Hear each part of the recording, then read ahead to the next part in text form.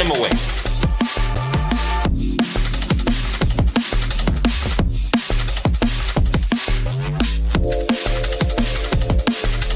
Tottenham away. When we got Tottenham away.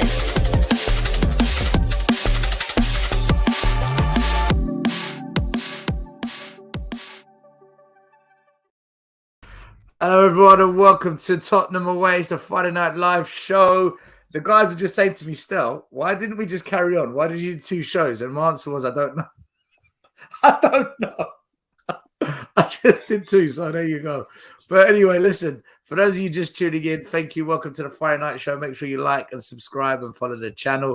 If it's the first time, welcome. Love to have you. Make sure you put your comments in the comment section. We put as many comments as we can up on the screen. Make sure you like and subscribe Strasbourg Steve's channel. Big up to Steve. All right, Iggy, how you doing? Steve, how you doing? Andy, long time no see. How you doing, guys? Keeping up with the stream yards. I'm no good with the technology, so that's been the hardest part of my day. I've made your life so difficult tonight. I've made your life so difficult. Made it Just trying to connect. Go on. Sorry, Andy. Sorry. No, that's go on, me, guys. How you doing, Iggy? You all right? Yeah, I'm good. I'm doing just like listen. I was just before you, as the stream was starting, I thought it was a long time since I last saw that old Spurs badge. I thought, where did Stoke come from? Where'd you go and find that one there? We've moved to the new badge, but you've gone back to the old one with the old Esther facet. That crest is a lot cooler, to be fair. That's when you guys had like Adidas and Kappa kits, right? Yeah. Early 2000s, 90s. Those are nice. They moved it into like it's more. You know, every so often the club comes with an idea to change the badge. It happens to all teams. At some point or another, it will probably happen to yours as well. When they start going into a different era with this new owners and stuff like that, you'll find that they will tweak it. And you know what? It will be. Some people will like it. Some people will hate it. It's just the way it is. It's just the way it happens to all clubs at some point. But yeah, I'm good. To answer your question, I'm good, guys. I'm good. I've just caught the last bit of your other stream before I came onto this one. But yeah, big game ahead. There's so much to talk about. Not just the game, but everything else that's been happening today in the Tottenham world. And I want to hear about your world as well. I want to hear about Newcastle as well and the things happening there. Quick question, Stelios. The intro, whose voice is that goes? First game, Tottenham away. Whose voice is it? Troops. Arsenal YouTube. Is that From AFTV. Yeah. Is that the guy that goes on the overlap? He's the guy that has his own channel called Troops TV now. He works for Barstool. Yeah, I know who he is. Yeah, that's the one He's the guy that came up with like a blood clot zet, about a blood clot yang. He's the one that came up with all those phrases. Yeah. All I can say is there must be plenty of clowns in the world to give him subscribers. Like that's all I'm saying. Honestly, what a clown. Disclaimer from away. They're the words. They're the words of Andy Bell. They're the words of Andy Bell. What a clown. Listen. I'll tell you what, that whole channel, AFTV, they blew up off the back of those 3 or 4 characters, though, because people just wanted to see the drama and the pantomime. Because we weren't used to it in football, it was like a new thing, and it just kind of started a wave. And now what I find is people try and behave like that on purpose to get the likes and subscribes, and you can tell it's not genuine. Yeah, dude, you're acting. You're clearly acting, whereas for them, they were just nuts. Just like, I'm not against anybody having any success. That just surprises us. That's all. Sorry, you interrupted me. Yeah, they're relatable to a lot of people, man. That's all it comes down to. They're relatable to a lot of people. Maybe not your cup of tea and stuff like that, but a lot of people relate to it, and they just listen. There was at a time where Arsenal were proper in the mud, and that's why it took off as well as they did. Well, they're pretty similar situation. The Arsenal back then, we are in today. Well, I would say I'll probably put it as close to that as possible. Really, I think it was a video. He did a video when it was we played you away, and he was talking to a Newcastle fan, and then he just went on some rant, And the younger Newcastle blokes just stand there like, what is this bloke going on about? Like, but One of many. Yeah. Let's quickly say hello to everyone in the chat, and we'll get into tonight's show with Iggy, Steve, and Andy. Big up to Eugene. Hope you're doing well, my brother. We've got Mark Swift in the house. Big up, Swifty. We've got William. We've got LA007. How you doing, brother? We've got Michael. We've got ENS. We've got Ariel. We've got Step Up Spurs. How you doing, Elias? We also have Tom. How you doing, Tom? Hope you're well. We've got Derek. Big up to you. We've got JJ. We've got Elias, who's using 2 accounts. Elias, what are you doing? We've got Sravrock BG. The Birdie Hotspur. How you doing, Birdie? David Clark in the house. Hi from Leicester. You just dragged me off Lee Gunner's show. He's having a fit. He should Big be. Up to Who's in the bottom of the table? Southampton. Listen, there's a long way to go in that game. There's a long way to go. We've got Rathish. We've got Just Fly. How you doing, Rob? Yes, welcome back. Big up to us again. We've got Vaporware. How are you doing? Sophie, how you doing, Sophie? Oh, we've got Scott M. How you doing, Scott M? Zach, Graham's in the building. Mark Cousin. Just seeing if anyone else. Joe, how you doing, Joe? Hope you're well. We've got Asathan. How you doing? Daniel, big up to yourself. I believe that's everyone. Scott P. Sammy, how you doing, Sammy? How's your little one? Big up to Harrison as well. Dexter's in the house. We've got London. Broyle, big up to you. Rob Star and Leronka. Alrighty, guys. Hope you're well. Please smash like, subscribe, follow the channel, and follow Strasbourg Steve as well. So, what do you guys want to start with? Do you want to start with the current news and events in our club, or do you want to go into the game itself this weekend? What do you want to start with? Which one should we go first? I'll let the guests decide. I was going to ask you if we could go into the game the weekend because I'm going to have to go in about 10 minutes because I've got to check my son.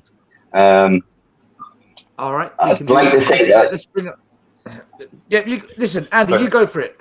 Tell us about this game this weekend. How are you feeling about it all? Well, from what I've seen on Twitter, it seems like a lot of Spurs fans have resumed themselves to the fact that you'd be fortunate to get a draw, and I don't see where that comes from. I wouldn't say it's the most fluent team in the world to watch, but the league table suggests that you're getting results even not playing well. So we have to be mindful that if you do turn up and create game chances, then you're more than capable of giving us a slap on the backside, so to speak. Let me ask you a question, Andy. You've been on a good run recently. I know I'm sure you smashed one team with 5 goals at West Ham. You beat West Ham, wasn't it? 5-1. West Ham 5-1, yeah. Yeah, you beat West Ham 5-1. You jumped back into the top 4. You've got a game in hand on us, 3 points clear of us. I think it's between Man United, Spurs, and Newcastle for top 4, in my opinion.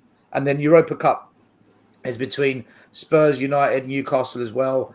And then I'd add Brighton and Aston Villa into the mix for Europa Cup. I don't think Villa or Brighton will get Champions League, but you never know, right? I just don't think they're going to be in it. But let's see. You then went and got thumped 3-0 Aston Villa. Listen, I was shocked by that. Some people predicted it. Some said, well, not predicted 3-0, but they said you might lose. What happened? Yeah. And is there any concern for you now going into the Spurs game, or is it just you're not as good on the road as you are at home? Because at home, you've got one of the best records in the league. And am I right in saying you've got the best defence in the league? Yep. We've got the best defence in the league, yeah. Yeah. By quite a distance as well, I believe. I think it's 7 or 8 goals. Considering Southampton has scored 2 as well, yeah. Unbelievable. What happened against Villa? And are you worried now playing Spurs? I think it was the accumulation of the amount of away games we had in a row, I'll be honest. I think that contributed to things. But do you know what it is? Villa were bloody good on that day. I said to Steve, we were talking a few days before, and then I said I fancied Villa to beat with. Villa on their day have got players in positions that can hurt you. And Ollie Watkins is an absolute pest for defenders. He can't finish. He's not the greatest finisher in the world, but the amount of times he gets chances because he's always on the shoulder of a defender. And one thing that we struggle with, especially with Dan Burn at left back, is if a player gets in between Botman and him and they get supported, we do look a little bit vulnerable at times. Liverpool exploited it in the home game. So, yeah, I'd like to think that because we're back at home, I've always said I fancy us against anybody in Europe at home in a one-off game. and I mean anybody. Yeah. But we've got to have a full fit squad. ESM's in France, God knows what he's doing, I'll be honest. Yeah, Miggy's going to come back, but he's just come back from injury, and we haven't seen anything really from Gordon yet. I think you've got to start Gordon, you've got to give him the opportunity, and if he can perform, then I fancy us to get a result. If he doesn't show up again, you can't give Tottenham head starts in the first half. So we started too badly in too many away games in the first half. We give you a head start, we're going to be chasing with tails the rest of the game.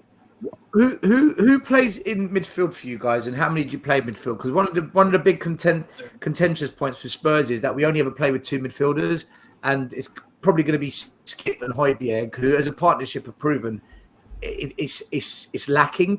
Who do you play in midfield, and how many do you go with? Do you go with two or do you go with three?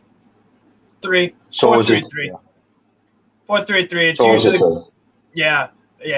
it's pretty much always 4-3-3. It's who's your three in the middle? Who's your three in the middle? Guimaraes, Joe Linton and Longstaff. Yeah, and or Willock for Longstaff. Yeah. And how do you find that as a combination for you guys? Did you find it's got enough creativity? Is it more defensive? Is it got good balance? It's box to box, mate. It's wild, I'll be honest. In the game, when we have controlling games, let's say we're winning 1-0 or so, you'll find that Bruno will sit. But Joe Linton's just a battering ram. Willock's like a headless chicken at times. He's got some engine on him, that kid, like, I'll be honest. His footballing ability can be a little bit desired at times, but he's backing forward. So ultimately, you've got Joe Linton, the one that does the bullying in the midfield. You've got Willock, who's the legs, and Longstaff, who is the organised. He's always, if Longstaff starts, obviously, he's always chasing balls. Sometimes he runs out like a headless chicken, but the distance he covers is, I bet you nobody else on the pitch on Sunday covers as much ground as Sean Longstaff if he plays. And then you've got the class of Bruno. Bruno Guimaraes. Who have you got? Who have you got as your front three then? Ooh. That's where it's a little bit. I think you'll go Gordon, Miggy, and Isaac on Sunday. Has to go He's east. a good player, Isaac. Isaac's a good player. He's Gordon, Isaac. Who was the other one you mentioned? Miguel Almiron. And Anthony Gordon. I don't rate him. I don't rate him, but I don't really either.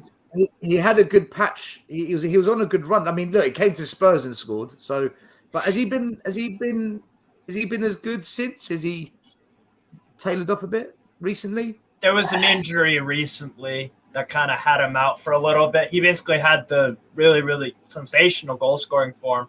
I think his last goal was not Fulham. Who the hell was it, Andy? Who the hell was it? Good question. Spurs, possibly? No, it wasn't Spurs. Not that. That's Southampton. Let me look. I'll look into it. He had a string. He scored 7 in 9 games. Then he came out, didn't get it. He got injured, and then he came back and got the winner against Brentford. Yeah. Was it Brentford? Yeah. Miggy's hard to judge Stelios because one thing that you'll always get from Miggy is work rate. He runs and runs and runs and runs. Sometimes stupidly. I mean, sometimes he chases down balls and you're just tiring yourself out.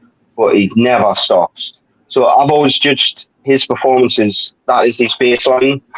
He frustrated the hell out of me for 2 years because you can tell he's got a pretty decent left foot on him. His right foot's just a stand on most of the time, I'll be honest.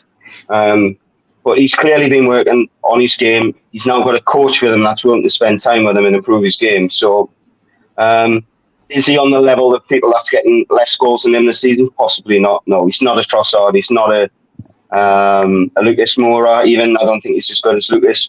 But he helps Trippier get forward. And that's where we get chances created. I mean, Trippier's second in the Premier League for chances created, only behind Kevin De Bruyne. So yes, he is a top goal scorer there.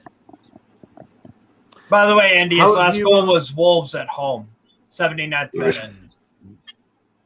That was Iggy, have you got any questions or anything you wanted to bring up about the game? Listen, for me, Newcastle. Listen, you know what? They can win and they can lose and what have you. They're so expansive in the way they play football that they're subjected to sometimes slipping up here and there. So maybe they have to try and find a balance, especially when they play at home and then when they play away, like they did against Aston Villa. I predicted, because of that very reason, I said to you last week, I had a feeling that Aston Villa would beat them. You said that Newcastle were going to try and beat it. They were going to beat. I said, you know what? Aston Villa at home have been really good this season. Yeah. And I just think once they get that Newcastle get that balance right, I think they'll pick up a lot more points on the road. Having said that, because of that very match, I think we're going to see a different Newcastle tomorrow. Now, if they start on the front foot, which is what I'm expecting they will do, we might come under a bit, well, more than under a bit of pressure. But again, when you attack, you have to try and get the balance right, because we can go the other end and pick them off that way. But I don't see anything but a Newcastle win. I'll be honest with you, that's my prediction. I don't see anything else but a Newcastle win this Sunday. And I'm not just saying that as I genuinely believe that. I think they'll come too strong. And I haven't been impressed with Spurs in the last, quite a few matches, but in particular the more recent ones. Brighton, even Bournemouth at home last week, it wasn't an impressive display. I think in the midfield we lack a little bit of creativity, and I think the 3 versus 2 does worry me a little bit. I don't know. I just can't see past the Newcastle win. I think the crowd are going to be well up for it. And it's the momentum that Newcastle have gained in this time. I think they're going to get in Europe. I don't know if they make top 4 but whatever happens, they will be in Europe next season, which is something that it's an achievement alone. And I just see a team, a club on the up. Yeah. I just see a club on the up, and I think if these owners mean business, I think next season is going to be even greater. And then it's just a question of whether the manager will take them to a certain point, and then after that, the next manager is going to be the one that's going to go and level up. So listen, it's a great time to be a Geordie and to be a Newcastle fan. No doubt, no two ways about it. It's complete contrast to it's a complete contrast to what we're going through. Yeah. So that will, I think that will be very telling this weekend. Can I ask you guys, what do you make of Eddie Howe? Do you think that he's doing a great job? Do you think that he's developed any players that weren't really that good under the previous manager? If so, which players? And has he been given players that he wanted, or are the transfers more club-orientated transfers? What's kind of your analysis on Eddie Howe this season? You take it first, Andy. I think he's been fortunate in this. I mean, look, he's done a fantastic job. He's such a methodical guy. If you listen to his press conferences, he's clearly highly intelligent and he's well prepared.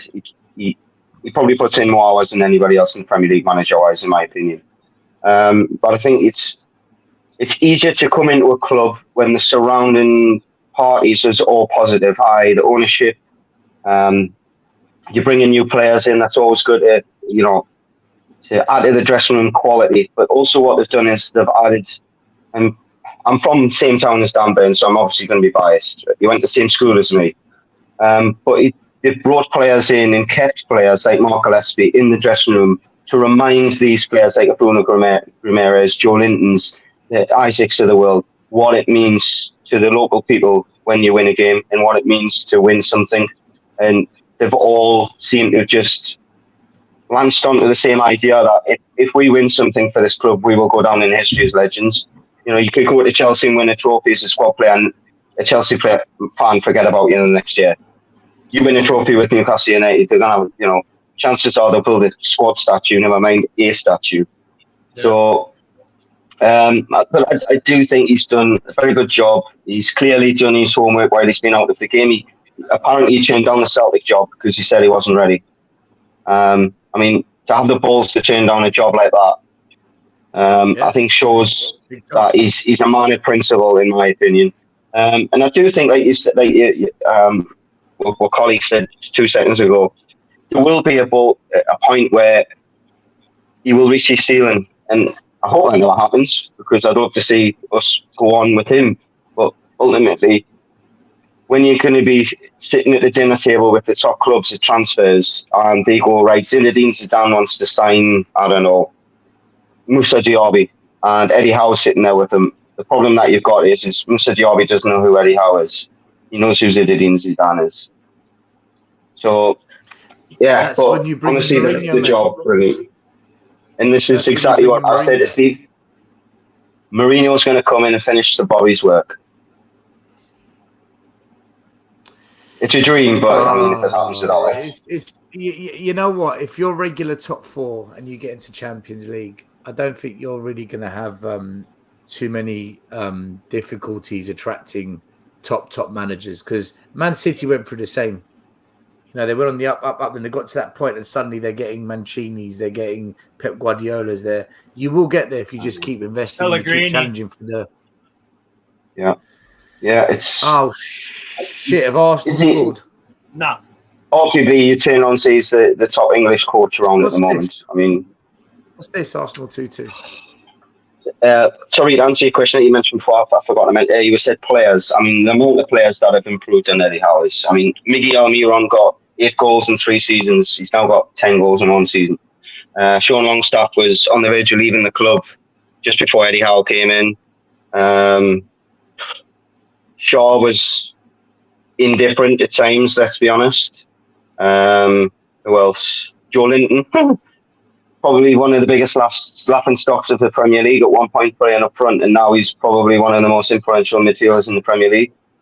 Honestly, the bully work he does is... So, clearly he's a decent coach. Well, sorry, a very good coach. And I think some managers struggle. Potter, for example, seems to me like he's a brilliant coach, but is he a man manager?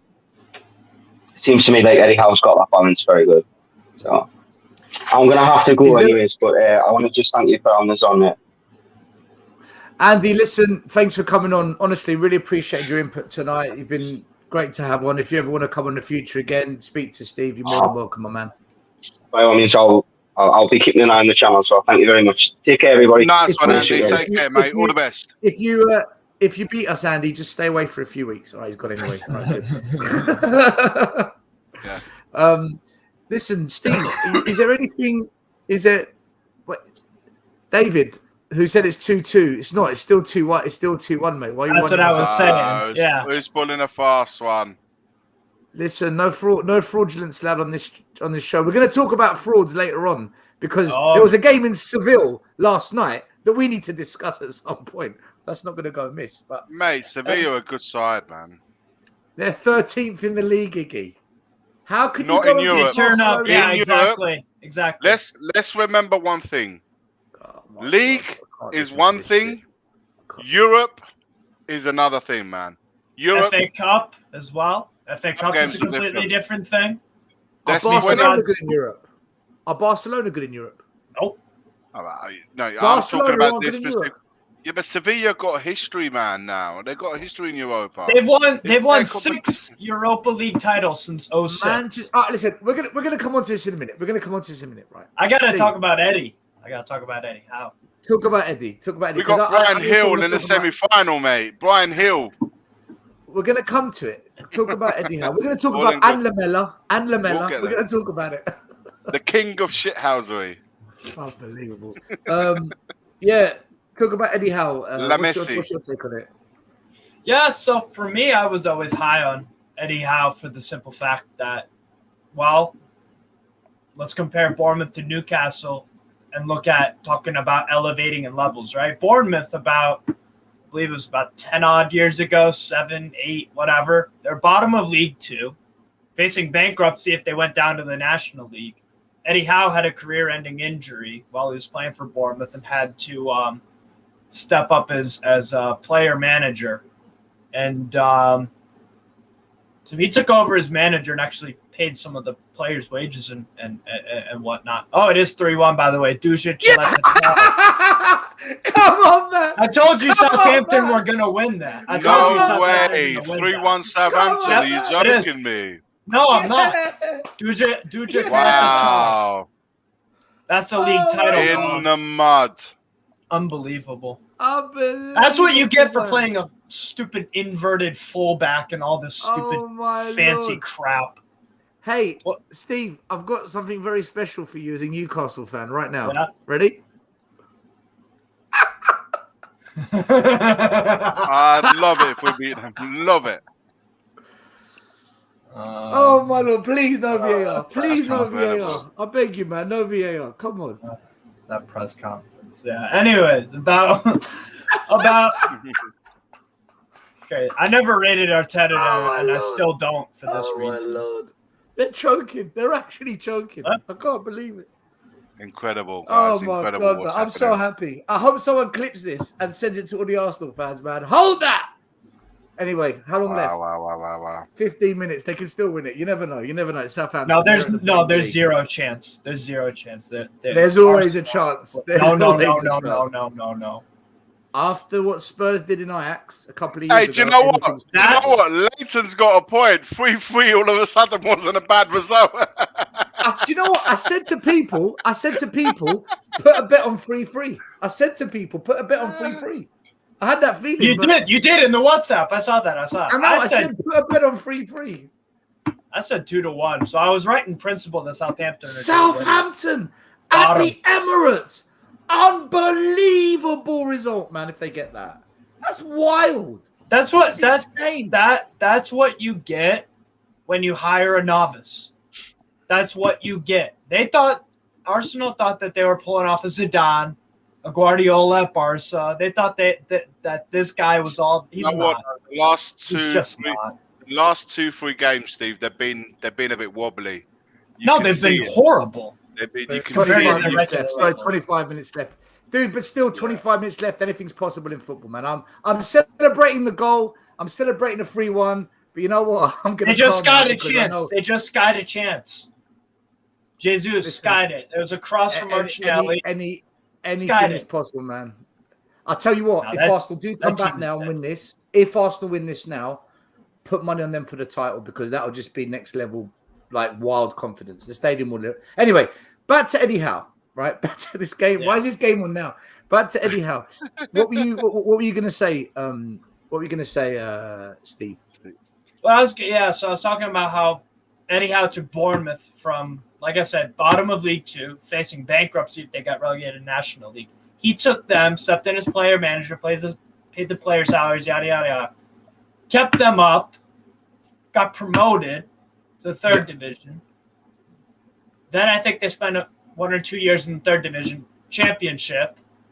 I believe they won the championship, then got promoted to the Premier League in 15-16. I think that was their first season. He did an amazing job at Bournemouth. Exactly. He did an amazing job at Bournemouth. Phenomenal. And notice what I said. He took them from nothing, from extinction almost. And you could compare that with on this scale, Newcastle. We were going to be relegated last year if we kept Steve Bruce and still had Ashley. That's a fact. That was a fact. Because those weren't the guys. Bruce is a horrible manager, the worst Premier League manager in history, factually. So he's going to get us relegated, like Andy said, 1 win in 19.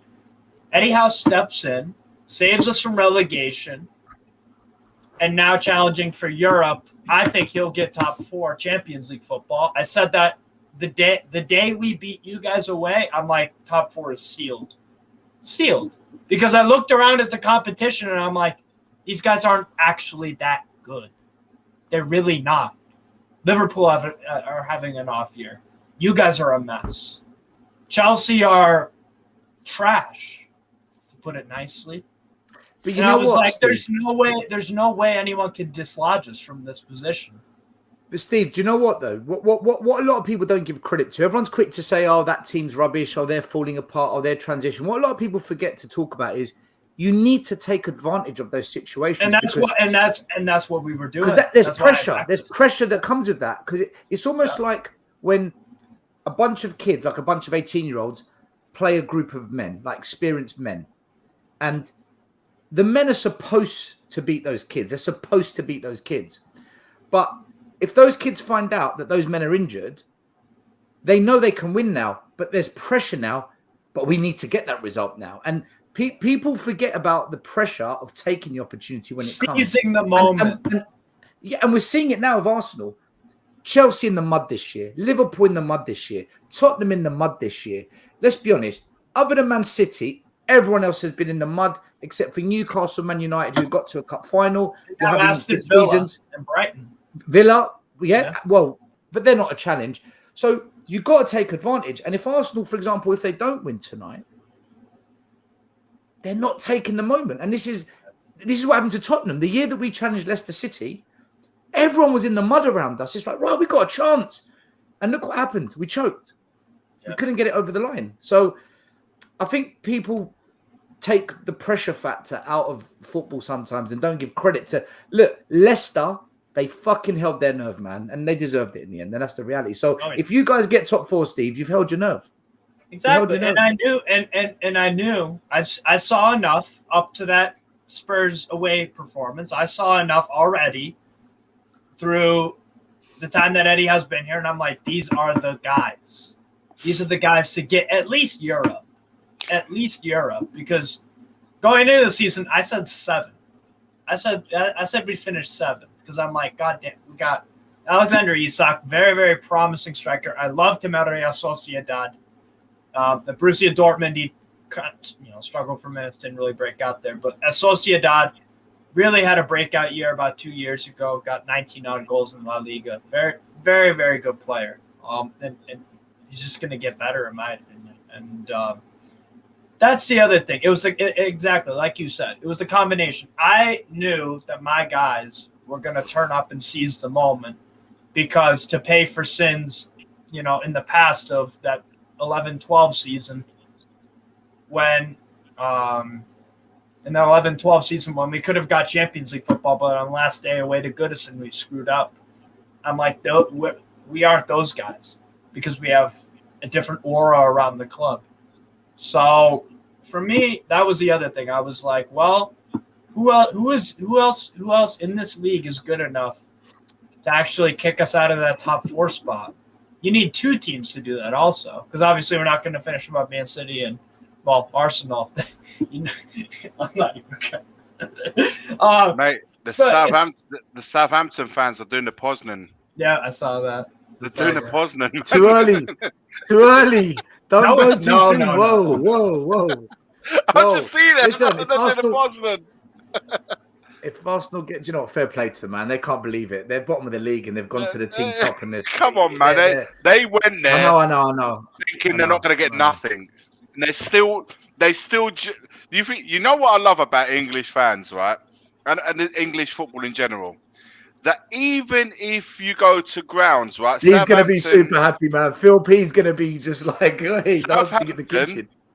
Let's say in this case, Southampton going from south going into London, they have travelled with the thought that they may not come away with absolutely nothing, and they've travelled on a Friday night.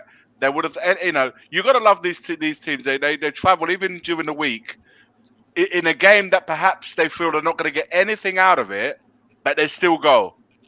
But every so often, you get these kind of nights. It doesn't happen too many times, but when you do get these nights, it's all worth it. So I'm not saying that they've won, but I'm saying that, It's not over yet.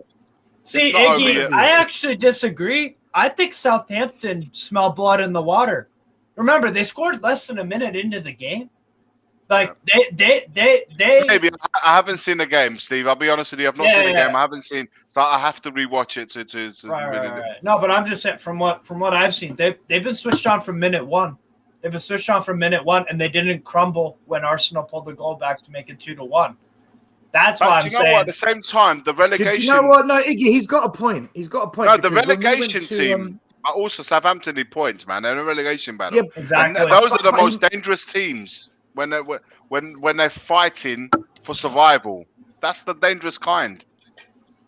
You're right, but at the same time, like when Bournemouth came to us, the way they attacked us, they smelt blood. We was we're not in the same position as Arsenal in that sense. No, I know. But we still hold mud. on. 1 minute. Bournemouth were relegation team. We're 5th.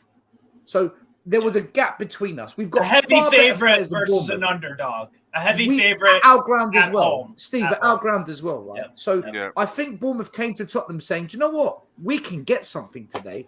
And I think maybe Southampton went to Arsenal today and said, do you know what? They've had a little wobble. Let's give it a go. Well, their manager confirmed that in the post-match. He confirmed it, that he thought that we could cause an upset today, or cause a shock. And when you go with that belief, if you believe what the manager's saying to you, you think, you know what, we can actually cause an upset today. Then you know, they've played today. Southampton. They've played like they believed they could get something from the game. We're talking like the game's over. No, the game is over. The game is absolutely over. No, it's not, mate. Until the final whistle goes up. I know I'm not technically correct. We're in the last quarter. In the last quarter of the game now. So let's wait and see. We'll see. Let's see. Yeah, missing Saliba definitely has affected them, Paul. I agree. Saliba is. They were still conceding goals. They still were conceding goals, though. Their defense has been shaky ever since World Cup's break. Yeah, but they weren't conceding 2 to West Ham's, conceding to teams. Who's the one before West Ham? They conceded 2 goals. Actually, Liverpool. They were 2-0 up against Liverpool, and they dropped and they conceded 2-0 up against West Ham, conceded 2, and tonight they've conceded 3. Whatever way you look at it, that's what 3, 4, 5, 7 goals. You know, 7 goals in the last 3 games. That's a lot of goals, man. For a team that's fighting for the title. Yeah. We have by far and away the best defense in the league. By far. Do you know, like you said, 7-3. Yeah. Unbelievable. Do you know what? Something similar happened to Spurs. When you got a team that's very young, they haven't got the nerve and the experience yet. And Arsenal are a young side, you know. As you've got young players. Yeah, exactly. When you've got youngsters throughout the squad, there is a lack of experience in at Arsenal. But listen, good. I hope they lose. I hope they get pumped. I think it'll be fantastic. What was I going to say to you guys? What? Listen, go. We'll come back to this in 10 minutes. Then we'll wait for the final result, and then we'll look at it. Yeah. What is What are you expecting from the game against Spurs on the weekend, Steve? What's your expected? Like, are you thinking you're going to go with a 4-3-3? Do you think that will combat Spurs? We're going to go with a 3-4-3. I'm pretty confident of that. But no, I'm expecting. Yeah, Eddie Howe doesn't make. The only other formation he does like to play, and that was with Bournemouth, was a 4-4-2 on some occasions. And actually, I think there is some merit in possibly, I would advocate for it possibly, just because when Callum Wilson got subbed, we were terrible against Villa from minute 1 to 90, but we were less dreadful when Callum Wilson came on with Isak, because then you've got 2 physical bodies, 2 big guys that can score goals. So then kind of drag a little bit of their center backs a little bit out of place. Isak had the gap started to open up, and we looked okay, when Callum Wilson came on, which is an upgrade from absolutely dreadful. So there is some merit for me in doing it. I wouldn't be surprised if Eddie has thought about possibly going for a 4-4-1-1, 4-4-2, whatever you want to call it, with Isak and Wilson up top. I guess the only problem with that would be if we need a goal, we don't have a striker on the bench, obviously. So I think he will go 4-3-3. I think it'll be obviously Pope and goal, Trippier, Schär, Botman, Dan Burn. I think he'll go midfield 3. I think he will go midfield 3 of Longstaff. Bruno Guimaraes is the holding midfielder, receiving the ball off the center backs and whatnot. Joelinton. Actually, you know what? I'd say Willock, because you got to factor in former Arsenal.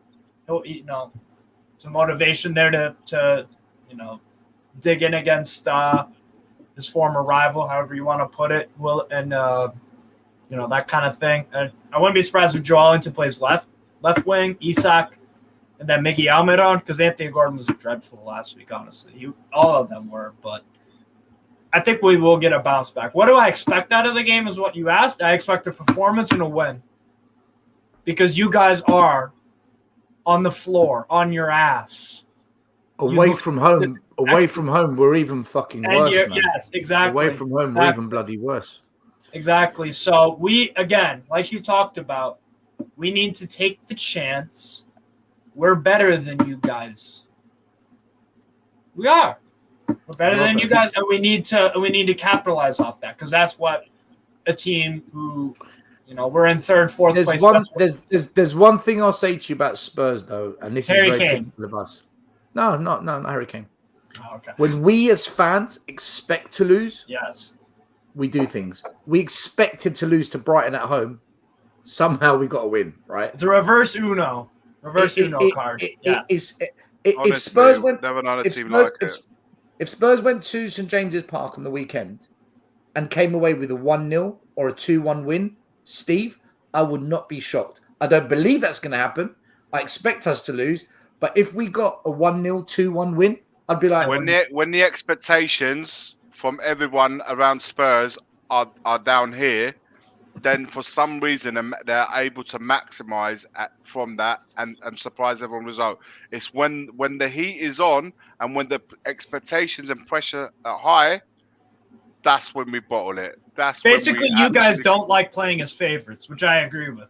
You guys hate being the favourites. You love being the pressure. We are a team. We just don't handle any kind of expectation or pressure. It starts from the fans. It starts from the players, the club, everyone. I'm talking about everybody around in the Spurs world. We just don't handle it well. So tomorrow or whatever. Dare I say the S word? Dare I say the S word? What's that? Spursy. Spursy. It's been Spursy all season. It's been that sort of season anyway, man. It's been that sort of season. But you're right. The expectations not ones. I fully expect it. Listen, I'm not being superstitious or anything like that. For me, it's to do with the fact that I look at Newcastle really want to. It's two things. One, you want to bounce back from last week. Have to. Two, it's a 6-pointer. This game's a 6-pointer because you're taking 3 points directly from your rivals who won the same thing as you do, finish in the top 4. So that's the number 2. So there's so much riding on this game, and for both teams for sure. But I look at again. I'll go back to what I said earlier on when Andy was here. The momentum is completely different. Our wave form is trash. You guys are doing really well. I just don't see anything. I don't see anything but a Newcastle win. Mm-hmm. Hopefully, I always hope that Spurs win. Obviously. I hope the Spurs would get a result, but I just don't see it. I just don't. I'm going in there with zero expectations of getting a result. This guy's popping the champagne. As you should. Popping the champagne. Yes, you got to celebrate something. I mean, when we were crapping, and when we had Bruce playing 5 at the back with 20% possession or whatever, and Sunderland were in League One. Just imagine that. Just imagine your biggest rival from a few walks down the road are in League One. Just imagine Arsenal in League One. Just fantasize that for a moment. So of course, yeah, you gotta take the pot shots whenever you can. By the way, quick stat. Southampton are making history, by the way. Steve, just 1 second. Steve, 1 second. Yeah. Guys in the comments, forget other channels. Forget what's going on elsewhere. You focus on here tonight. We're talking Thursday. Let's talk about football, guys, all right? Yes, Steve, go for it. Sorry. I was just going to say, Southampton, by the way, I just saw a little stat on USA, the network that's showing the game. Yeah. Southampton are the first team in Premier League history to be bottom of the table and score 3 goals away to the first place team. That has never happened before in the Premier League, where a team bottom has scored 3 on the road against the league leaders. Wow. That is listen, it was gonna have to take some kind of crazy stat for this result to happen tonight. So someone here saying my type of country, big up Iggy. What's up, Iggy? Even that's Mazza. That's Mazza still. Is that Mazza? Oh, big up Mazza. How you doing, my man? I hope you're well. I didn't know that was you. Let's quickly look at the Spurs predicted lineup for tomorrow. Yeah. So we've got hotel complex up front. We've got expanded revenue channels in the leisure hub. In midfield, we've got fine dining, real estate opportunities, enhanced customer experience, and skywalk. We're going with a back three of climbing wall, new synergies and go-karts, and in goal, crafty beer brewery. Iggy, what do you make of the starting lineup tomorrow? Absolutely ace. I mean, the best of the best. You cannot fault that. I mean, it's flawless. There's no weaknesses in that team whatsoever. Lady Gaga off the bench as well. Exactly. And we got with her poker face. We got WizKid.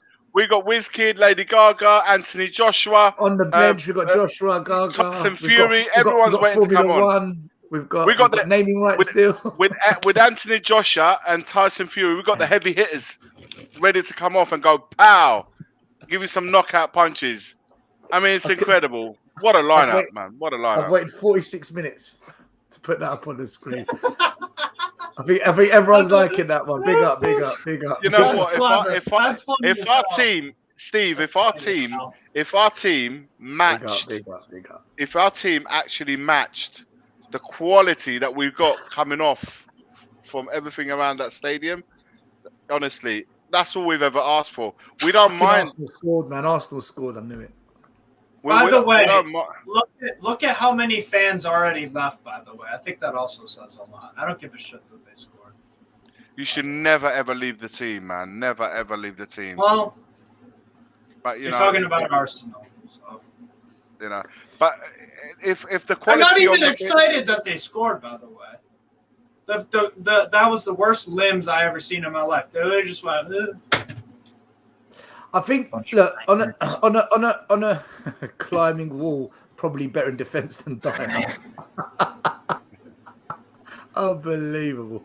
I think that our lineup tomorrow is probably going to be Romero, Dyer, and Davinson Sanchez, unless Longley is fit. If he's fit, then it'll be Longley, not Sanchez. Wingbacks. Longley's out. Longley's out. Forget Sanchez Longley. for me is going to end up starting It'll because be he's not going to start Tanganga. He won't start Tanganga unless we recuperate Davis last minute. That's the only thing. That's the only other saving grace. Davies is out, and we're not going to start Tanganga in my opinion. I think that we're going to have Romero, Dyer, and Sanchez. I think they will be the back three. Wing backs. There's only two options we've got: Porro and Perisic, because everyone else is injured. Midfield. Will he start Pape Sarr? He should. I think there's a chance. Should start Pape Sarr. Will he drop someone, or will he go with the three? You won't go with the three because Stellini's he's too stubborn. Well, I don't think you can go with the three because if one gets injured, then you've got no one to come off the bench. So you've got to reserve one because we've got another 4, 5, 4, 6, 7 games after. Oh, guys! By the way, I don't think Sanchez is going to play left centre back. I honestly believe. I hope he does. Guys, 3-3. Yeah. 3-3. You're joking. Jesus just scored. I told you, don't write them off. I said don't do it. Said 3-3. What did I say? I said it. It just goes to show, man. The games are never over. The games are never. There's a winner. Is there a winner? Is there a winner? The momentum is there. The momentum is there now. I'll just keep my mouth shut because I'm a bad omen. You can never know. This is the Premier League, man. This is the Premier League. And it's Southampton.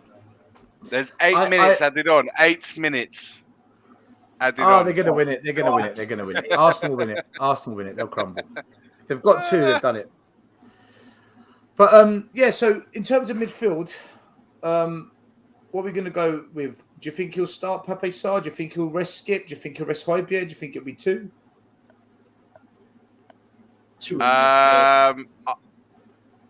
Listen, I think we should start Pape Sarr. I think we should. I think the two midfielders the last couple of games have looked off. I think it's the opportunity is there to start one. I think we should go with it. But my feeling is that we'll keep it the same. I think we'll keep it with Skip and Højbjerg. That's my feeling anyway. So two-man midfield. And then who's our front three? We're going with Son, Kane, and do you think Kulu start or do you think he'll let Danjuma or Richarlison have a go? I think maybe Danjuma will start, you know. I got a feeling Danjuma's going to start ahead of Kulu. I hope it's Richarlison. I'm not gonna lie. I will start Kulusevski. I would. That's just me. I would use the other two players as impact players. I think Danjuma's done enough to be the first choice ahead of Richarlison as an impact player, because I think he's obviously can give you goals. Something that Richarlison hasn't been able to do. So for me, it's possible. It's possible that in that aspect of things. But having said that, I would start Kulusevski, in my personal opinion. Yeah. I'm not sure if he'll start Danjuma. I think if he does drop someone else, that he'll probably start Richarlison. I think Richarlison will get the nod ahead than over Danjuma. I think Danjuma, if he comes on, it'll be as a sub like he did last time. Yeah. But my concern is that midfield, if we go up against your midfield versus ours, the way they're playing together as a partnership, then they hit the bar. Arsenal, Trossard hit the bar. It's coming. Listen, if they don't win it, I'll be shocked now. This is what I was saying. I said it 15 minutes ago, and you're saying it's over. It's over. Like you. Hey, I'm 20. Hey, I'm 21. I'm young and dumb. All right, I only been watching football since 2014. All right, learn your lesson. Learn your lesson. Listen, if it stays 3-3, that's what I said. I said put your money on it. If we don't, then whatever. But my worry is in that midfield. We look weak. Even if forget 3 versus 2, we look weak. Them two as a partnership don't work. I think the atmosphere is going to be electric. Your fans, they want that top 4. We're struggling to find any kind of consistency. The atmosphere is shit at Tottenham in terms of the vibe within the club, not actual atmosphere on match day, but although that's dipped. And I think our defense is so vulnerable, man. It's such a vulnerable defense that I don't. Do you know what? If you have set pieces, I mean, what are you like on set pieces and dead ball situations, balls into the box? What's Newcastle like? Horrible. Horrible, honestly. In terms of putting them in. In terms of putting them into the box. Oh, we'll throw in the box, but that's something. That is the one thing I would knock Eddie Howe for, and the players. That would be the one thing that has to improve, because Trippier on free kicks, yeah, that is a threat, sure, but for me, we just don't what's it called? We just don't take advantage of the height that we have. I mean, for God's sake, Dan Burn is 6'7", Isak is 6'4", 6'3", he's tall too. Botman is 6'4", 6'3". Schär likes to score a bunch of goals too. He's got a decent goal scoring record throughout his time in Newcastle. Joe Ellington, again, another big lad. So for me, that's something that probably Eddie Howe has to look at over the offseason and be like, how can I get more? I've got such a tall team, and we don't score nearly enough goals that we probably should. That's our vulnerability. Anything in the air. Romero's not good in the air. Right. Sanchez falls over. Dyer's not bad in the air, but that's the only thing. That's the only thing he's good at, Dyer.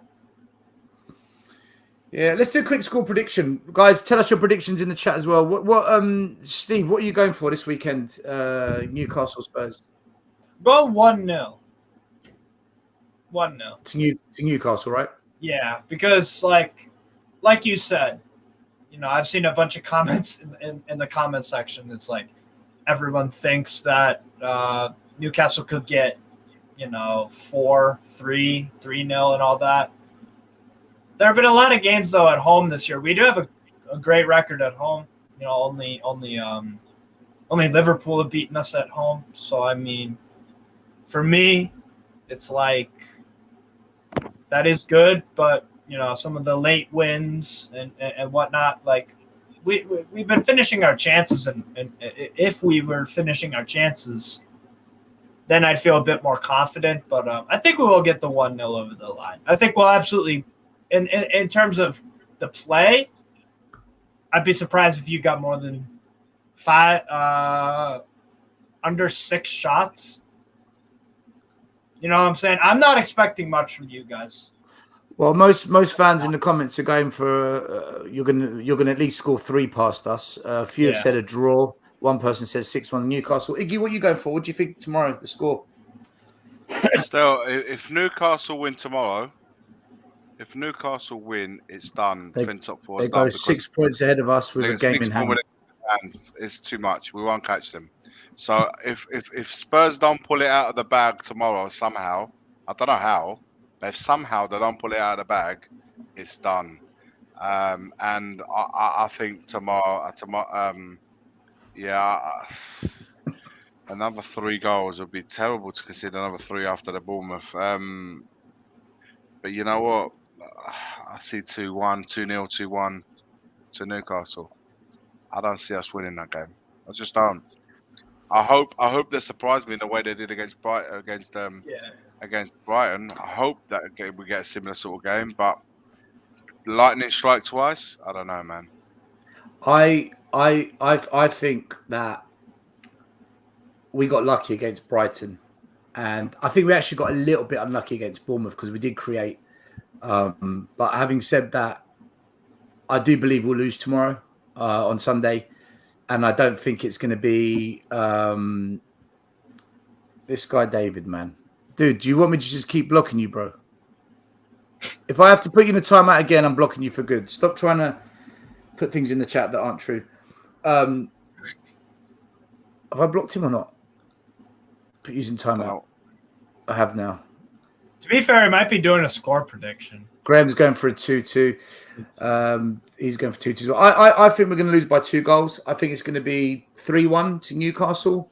I think we will score. I think because we've got the players that can, but I don't think we're going to win it. I don't see us winning the game. And I don't think VAR is going to save us this time either. We're rubbish away from home. Look, we conceded 3 against Southampton. All right, fair enough. They put 3 past Arsenal as well. But yeah, I think if you put 5 past West Ham, I think you're going to put at least 3 past us. So I'm going 3-1 West Ham. Iggy's going to West Ham. My God, I'm going 3-1 Newcastle. Iggy's going 2-1 Newcastle. Steve, you're going 1-0. You said, yeah. Yeah, 1-0. Just because I think like some of the chances we should be a little bit better at taking our chances. Again, something if I'm really gonna try to pick a hole or two, get nitpicky, I would say, yeah, the ruthlessness in front of goal. But having said that, Isak has been in pretty splendid form, to be honest, and Callum Wilson's starting to pick it up too. I mean. So we've got a few goal scorers in our team too, but you know I don't know. I just see I see we'll probably miss a few of our chances. I think we'll definitely get 1 though, and I think we'll keep a clean sheet. So I'll just go 1-0 probably, something like that. If it's a draw, guys, where do we look at the table then? Because then Spurs will have 6 games left, and we'll still be 3 points behind Newcastle. But Newcastle have 7 games left. I mean that's probably I don't know if that helps or not. To be honest, I'm not really fussed about Tottenham making top 4. My top 4 right now is going to be Man City top, Arsenal second, Newcastle third. I've got Aston Villa 4th actually. I do think they'll make top 4 over Manchester United. I actually do because Villa are hitting. We'll get into the other games in just a minute. I just want to like for now, like what we think. Final score 3-3. Come on, man! Come on. Might want to update that table. well, it has already. Look, 75 points. It's a live feed. Okay. Yes. We've got a chance of not winning the league. Hey, Steve, it's the only thing we got left. It's the only thing we got left. Oh, I feel you. Like I said. Steve, let me tell you something.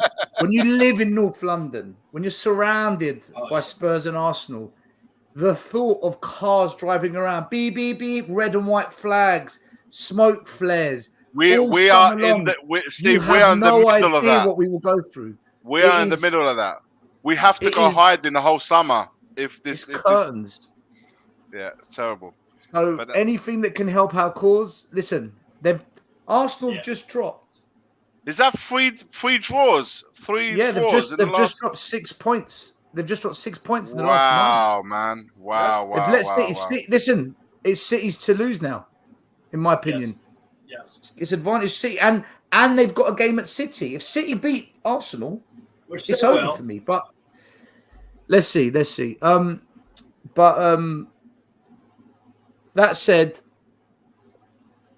if it's a draw between Newcastle and Spurs, where does that leave? Where does that leave both our clubs? To be honest, I would be pissed off if I'm honest, but I still think we are going to make top four because, like I said, I don't see two teams being able to kick us out of that. And I'm not one of these guys that's fussed about top four. It would be brilliant, obviously, but the goal for me this year was to get European football. And I mean, I'm completely fine. I'm completely fine. And yes, Andy, I will ask them. I will ask Isa. I will ask that question.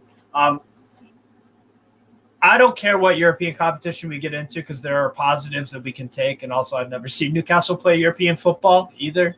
So I'm cool with whatever because they all have their own benefits. Like, if we drop so low as into the Conference League, we're probably joint favorites for that competition next year, depending on who goes in that competition.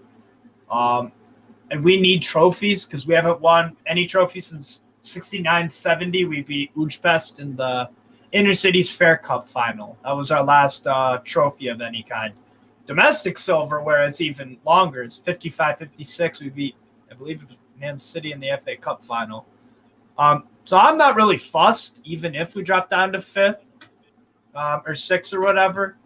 So I'm not really bothered. If we get Champions League, it's kind of like it's a nice flex. We'll get a hell of a lot of money from it and prestige and whatnot, and that's cool.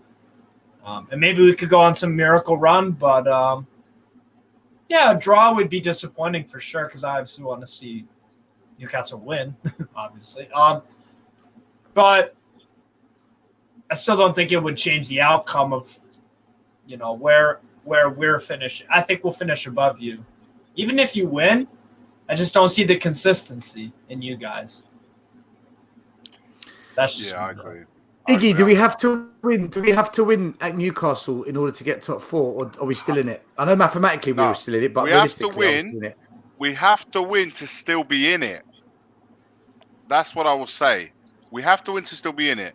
To go 6 points behind with a game in hand, for me it'd be dumb. They win that game in hand, would go 9 points behind. It's over. But at this point in the season, 9 points behind, it's over.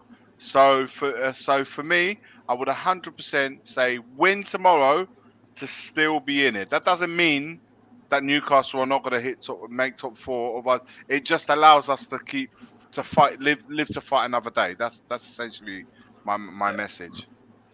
Yeah. Yeah, Spurs have to beat Newcastle because I think we've got Man United on Thursday. They're wounded as well. On Thursday, Liverpool that can away. Go either way. I mean, listen. Aston Villa away. You guys got. We're losing to Aston Villa. We're not. Yes. I'm not confident about Aston Villa.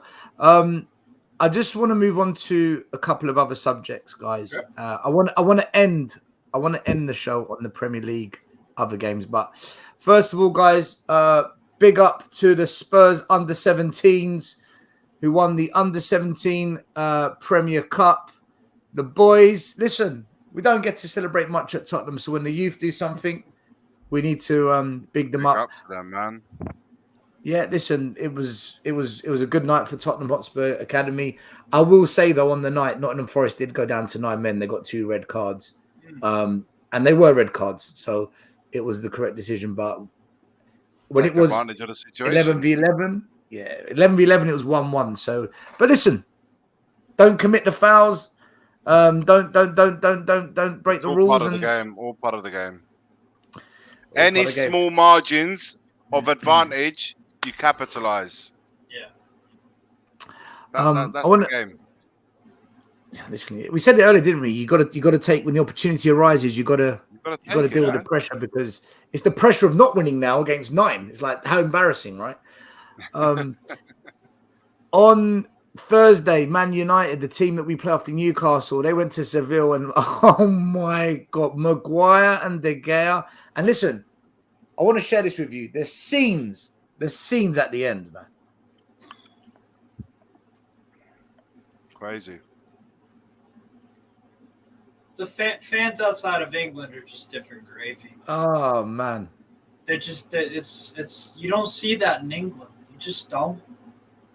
That's a European. That's Exactly, and that's why I like. Phenomenal atmosphere. Phenomenal atmosphere. Yeah, no, Sevilla got crazy good fans. Same with Real Betis. They've got phenomenal, fantastic fan base. Sociedad. I mean, do you know what? That's. Do you know what? When you see things like that, it just shows unity among fans, a connection between the fans, the players, the club, and this is stuff that we haven't seen at Tottenham in a long time, and this is why I encourage everybody that I speak to go and see other clubs, go and see other teams play, go and see what they have that makes it special, and compare it to what you have going on at home, and then see otherwise just completely just submerged into your own situation, and you fail to see anything outside of that. We're like, but also the fans in abroad is different to the Premier League, and I'm not just talking about Tottenham, just generally. I think it's just a general different vibe. You're not allowed flags, you're not allowed banners, you're not allowed. So everything that generates an atmosphere abroad, you're not allowed any of that here in the Premier League. So that kind of kills that a little bit.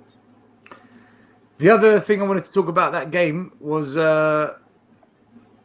Brian Hill, Eric Lamela, both ex-Spurs players, rejects, now in the semi-final of the Europa Cup. This man here, incredible. Spurs reject, goes to Roma, wins the Mickey Mouse European Cup. Do not even get me started. Everyone laughs at him. Oh, what's the European Mickey Mouse Cup? Now he's in the semi-final of the Europa Cup, beating the manager that I like, Arne Slot, battered him. Listen, say what you want. Roma are third or fourth now because Juventus got their points back. We'll talk about that in a minute, actually, Iggy. And Steve, because I know you're into your European football. But Roma, they're currently in the Champions League places for next season. And he's got them to a semi-final of Europa Cup. Anyone that said Jose is washed out just goes to show you don't know what you're talking about. You just hated on him. You just hated on him. Why? He still got it. He still got it. He might not be that elite Champions League, the Inter Milan, the Chelsea Mourinho. He still got it though, man. He's still a winner. Oh, he still is. He still is. And make no mistake about it. Your dickhead chairman made that and all your other managers. It's hard to actually have success. Same goes for Manchester United. They've got shit owners. That guy, Mourinho, is still a top quality manager. And you don't know how much I'm pissed off saying that. I hate Roma. I don't like giving these guys any sort of fucking credit. And your dickhead chairman could have prevented all of this. But he's incompetent. And so now I have to deal with, Roma fans talking shit. Oh, we won the Europa Conference League. You did that. You know what's great? You know what's great about Mourinho? Certainly, what I've seen at Roma, that he has, maybe it's not the correct choice of word, but he has managed to seduce the players, the fans, the ambience, the crowd, the whole AS Roma world. He has managed to just commit. He did it with the Europa, with the conference, as you say, and now there's a belief in Rome right now that a second European trophy could be heading back to the capital city, and that is the feeling amongst the Roma fans. Also, he is, like you said, still, he is fourth in the league. Champions League spots. All right, they've still got to play AC Milan Roma. That's coming up in the next couple of weeks. That's going to be a massive head-to-head there. So big games. Top four battles is on now. Yeah, with Juve in the mix again now. That is 5 teams, 4 places. It's on. So having this Europe, and by the way, the Italian teams in Europe this year, man. Honestly, I don't know what's happened, but you got 2 of them in the semi-final of Europa. Fiorentina's in the semi-final of the conference. Milan derby in the semi-final of the Champions League. this year, I mean, I don't know where that's come from, but listen, Roma. There's a genuine belief in the Roma crowd in the Roma world that they could bring that second title home. And Jose knows, man, when he gets to a certain situation, he thrives on it, man. He's coming. This is the part of football where Jose Mourinho becomes alive. And you're right, Steve. What can I say, man? We sacked him 6 days before a cup final, and I know he would have brought that cup home because he had Pep Guardiola's number. He had it. At that point in time, he had it, and there was a great possibility that trophy was coming home, but we screwed it up. Yep, and now you've allowed the club I hate the most out of any one of these stupid teams that I hate. You've allowed Roma to win a Europa Conference League now. Why do you hate Roma? Because I'm a Lazio fan. Italian team is Lazio. Die hard. Since 15-16, the first ever game I watched was on BN Sports. We played Frosinone away, and it was a 0-0. And I was like, all right, I'm in. To be honest with you, I think a lot of Spurs fans had a little soft spot for Lazio because Gazza went there, didn't he? That's the club Gazza went to. And do you know what? Actually, I used to really like Giuseppe Signori. I used to like him as a footballer. Soulless, I mean, there's some great Boxic. Do you remember Boxic? Yeah, Boxic, top player. Mihailovic, Sinisa Mihailovic. Was Mihailovic the psycho one?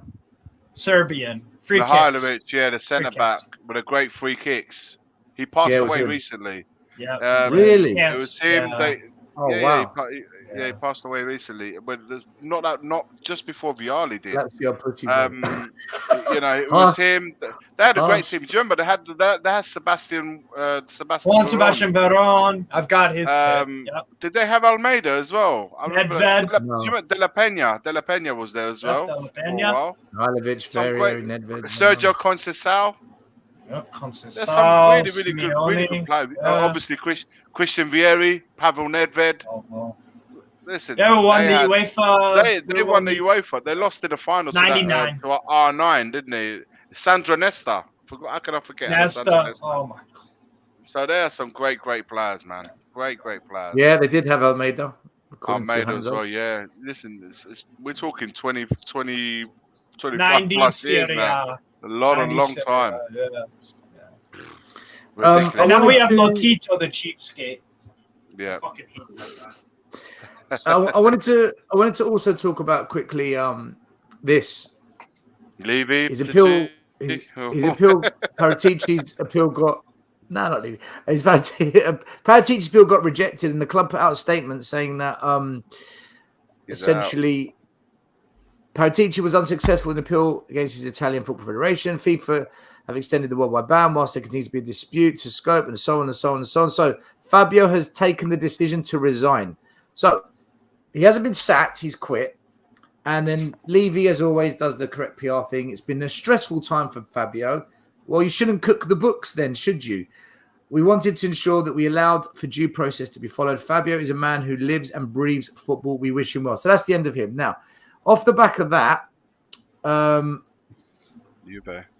Performance Director Greta Steinarsson and Director of Football Administration Governance Rebecca Kappelhorn have taken the responsibilities by Paratici in the short term. So that says that they're not going to be there for the long term. I'll be honest with you, I've got no idea what these guys are like. I know Steinarsson isn't too bad. Rebecca Kappelhorn, I've got no idea about. But listen, is that the long-term solution? God help us if it is. As a short-term solution, it's just, what is there to do short-term? I mean, if they're the ones arranging the Eric Dyer and the Longley deals without the new manager coming, then already they're frauds. Already they're jokers, right? So they're puppets, more puppets of Levy. So what do you make of this? Because, guys, this was the Don. You know, and I got so much slack when I said it. I go, he's not a Don. You lot just hype up anything that comes to this club. We hype it. Like Udogie. I've said, relax with Udogie. Let's see when he puts a Spurs shirt on, and let's see what happens then. At that point, we can begin to make an opinion. Still, he's a kid as well. Like, how much expectation can you? Iggy, it's crazy. They did it with really well. Because I love Serie A and I watch Udinese. He's a very good. Steve, Spence did really well at Nottingham Forest. This is Tottenham, a team that wants top 4, try and win trophies, right? So I'm not knocking him. I think the Doji might turn out to be good. No, Steve, you got to look at the environment he's coming into. It's not a relaxed environment where you can excel. Oh no, it's complete shit. Pressurous in the mud. You get 2 or 3 games wrong, you're out. I mean, you are in the mud. So it's not like he's coming in. He's gonna make mistakes. The fans understand. It's cool. We're gonna support him. No, man. Here, you got to hit the ground running. If you don't hit the ground running, I mean, you're in shit streak. It really is. That's the kind of environment that they're coming into. And also, who wanted this guy? Conte? Paratici? They're not here. Yeah. So this guy is coming to a club where he doesn't know who the manager's going to be. Neither do we. We don't know if he's even going to play that system. He might be sent back out on. He might be sent back on loan. For all we know, he might be sent back. So I don't know, man. I don't know how we can sign players like Longley, potentially die of renewing contract. How can we do that when we got this situation going on, no manager in place, a director of football now he's out. And by the way, just to tie up, I don't understand the situation. How this guy can have his appeal rejected. Juventus have been given 15 points back. This is the kind of shit that happens when things are hurried. Okay, whatever the outcome, I don't blame Juve here. I'm saying in general for Italian football, why would you implement a 15-point ban straight away to then, without having been certain that is the case, and then having to put yourself in a situation where you've got to put them back? And so the league standings, they've gone. How's that fair to Juve, who have gone down here? Now they've gone back up there again.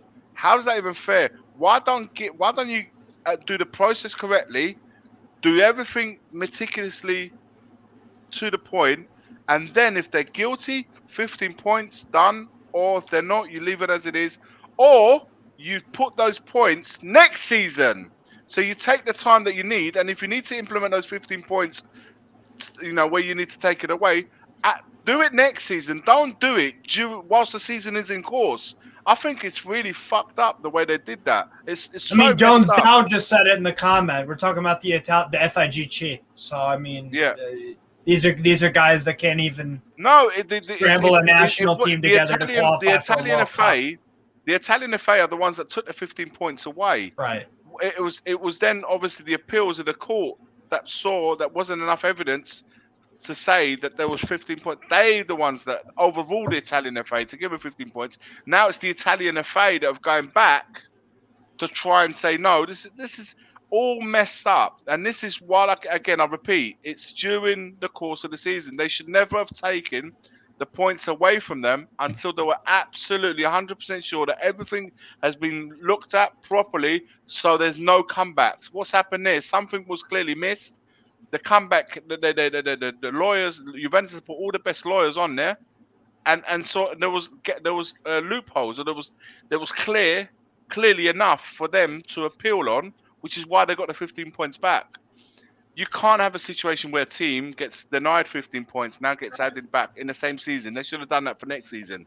For me, the whole thing was handled completely wrong. It's not a great look for Italian football yet again. In a season, like I said earlier, we have so many teams doing so well in Europe. It's a shame. It's a shame for them because it's not right. But it is what it is, man. The thing is, I think that whole 15-point thing was just PR. I think it was to make them look like that they were tackling corruption, that they'd actually go hard down on Juve, like they should have been. So for me, it was just a PR. Also, Steve, if Juve have got their points, this is the part where I don't understand, and maybe I need to look more into it. How is it possible if the team's been given 15 points back, but yet the director of football, Paratici, his ban has not been upheld? It's not been taken off. So it's if anything, it's been confirmed. So What the fuck is going on there? Why is the guy guilty and the team have just been given 15 points back? I'm not sure. It would be like me committing two different crimes that took place in the same location, and I got off on one of them for some reason, but the other one I didn't. That's what it's like. Can I say, for me, Paratici resigning says more than anything else. Because either he's been told, resign or we're going to get rid of you and it's more embarrassing, which means the club knows something, or Paratici himself knows. He knows, right? Otherwise, you'd stay. So I think there's more to this. We don't know it all. We just go by what the media and the reports say. So it's difficult. But if you've ever been given a 15 points back, what's Paratici's wrongdoings? What is it? Well, maybe what they've thought is we're not going to punish the club because of a couple of individual idiots. It's a bit like the FA, right?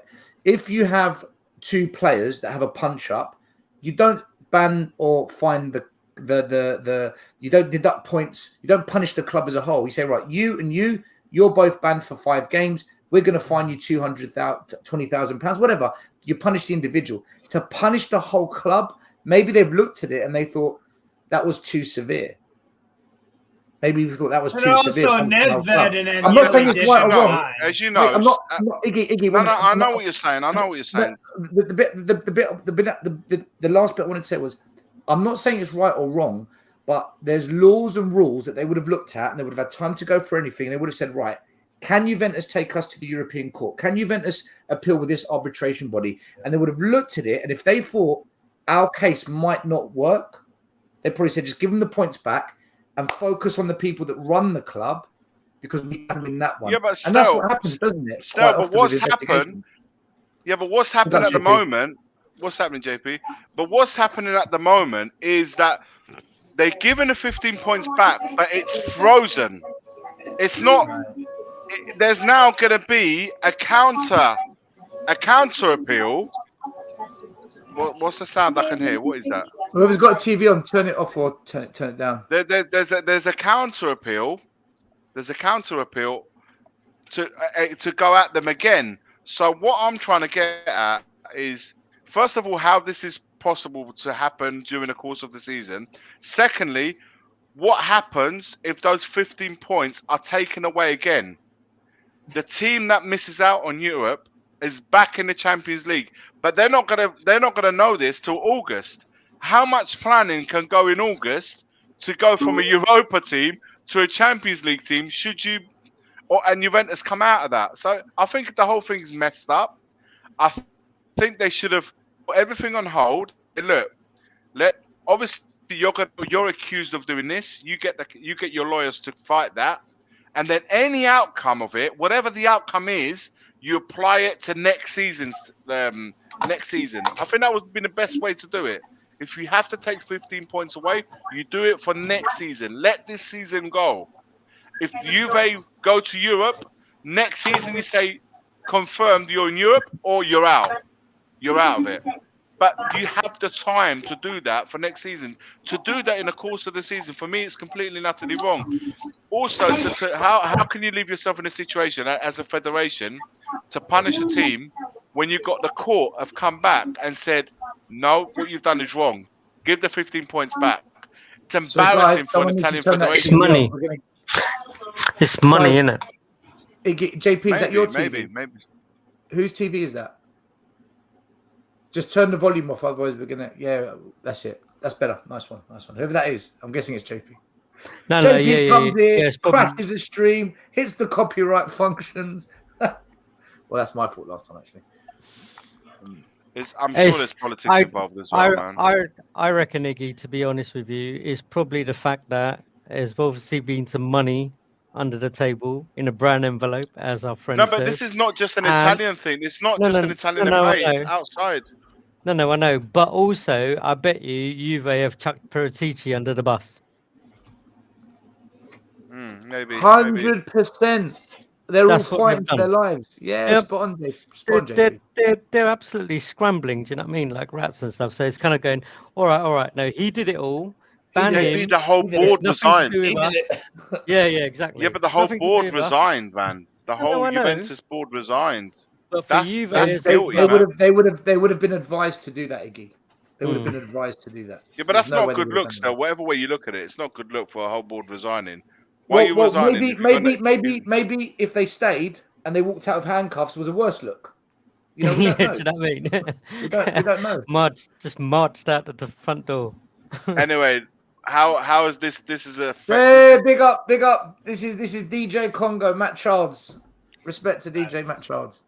But how bad Big is up. this all? I mean, looking for Spurs, we now find ourselves with no manager, No manager, no director of football. This is the no worst of the clue. worst, man. no defense, no midfield. This is the worst of the worst. Keep going. Who's accountable? By the way, who's accountable for all of this? Oh, Who it's, takes no the one. blame for all of it's all, this? No it's all it's all Davison Sanchez's fault. Who? You're who the is Spurs problem. taking- You're the when- problem. You're the Getting problem. kicked out. No, but this is the hardest thing. Like, if this happened at any line of work, if this happened at work where you guys work, or where I work, or where you work, you see the manager's done that. Then you got the assistant, the admin. All these people have done wrongdoings, and the boss is just sitting there. Like, who takes accountability for all of this There happening? is no. in your, The thing is, on the your thing on is- your watch. On your watch. This is happening on your watch. Even the women's team don't have a manager. They still On your don't. I watch, thought on I the heard team. that. I thought I heard that weeks ago that they didn't have a manager.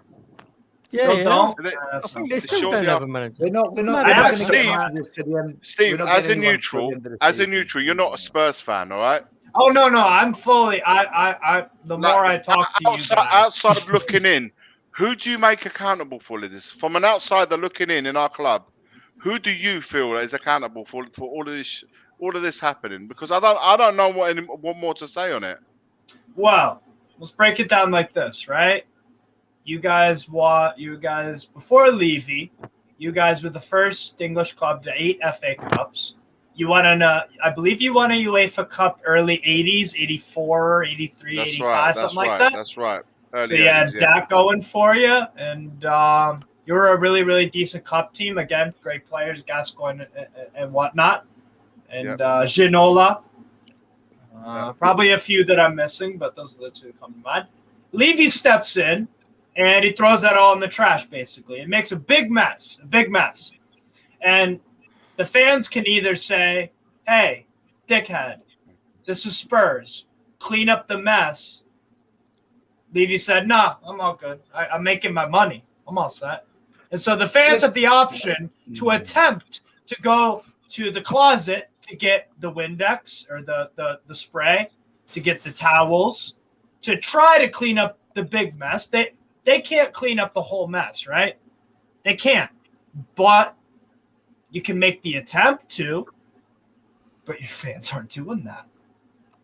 Your fans aren't doing that. So yeah, you guys are to blame. Levy is the one who made the mess and is keep on making the mess. But you guys, your fans right now, there's no, what's your limit? Like I was talking about with Stell with the whole Mike Ashley thing.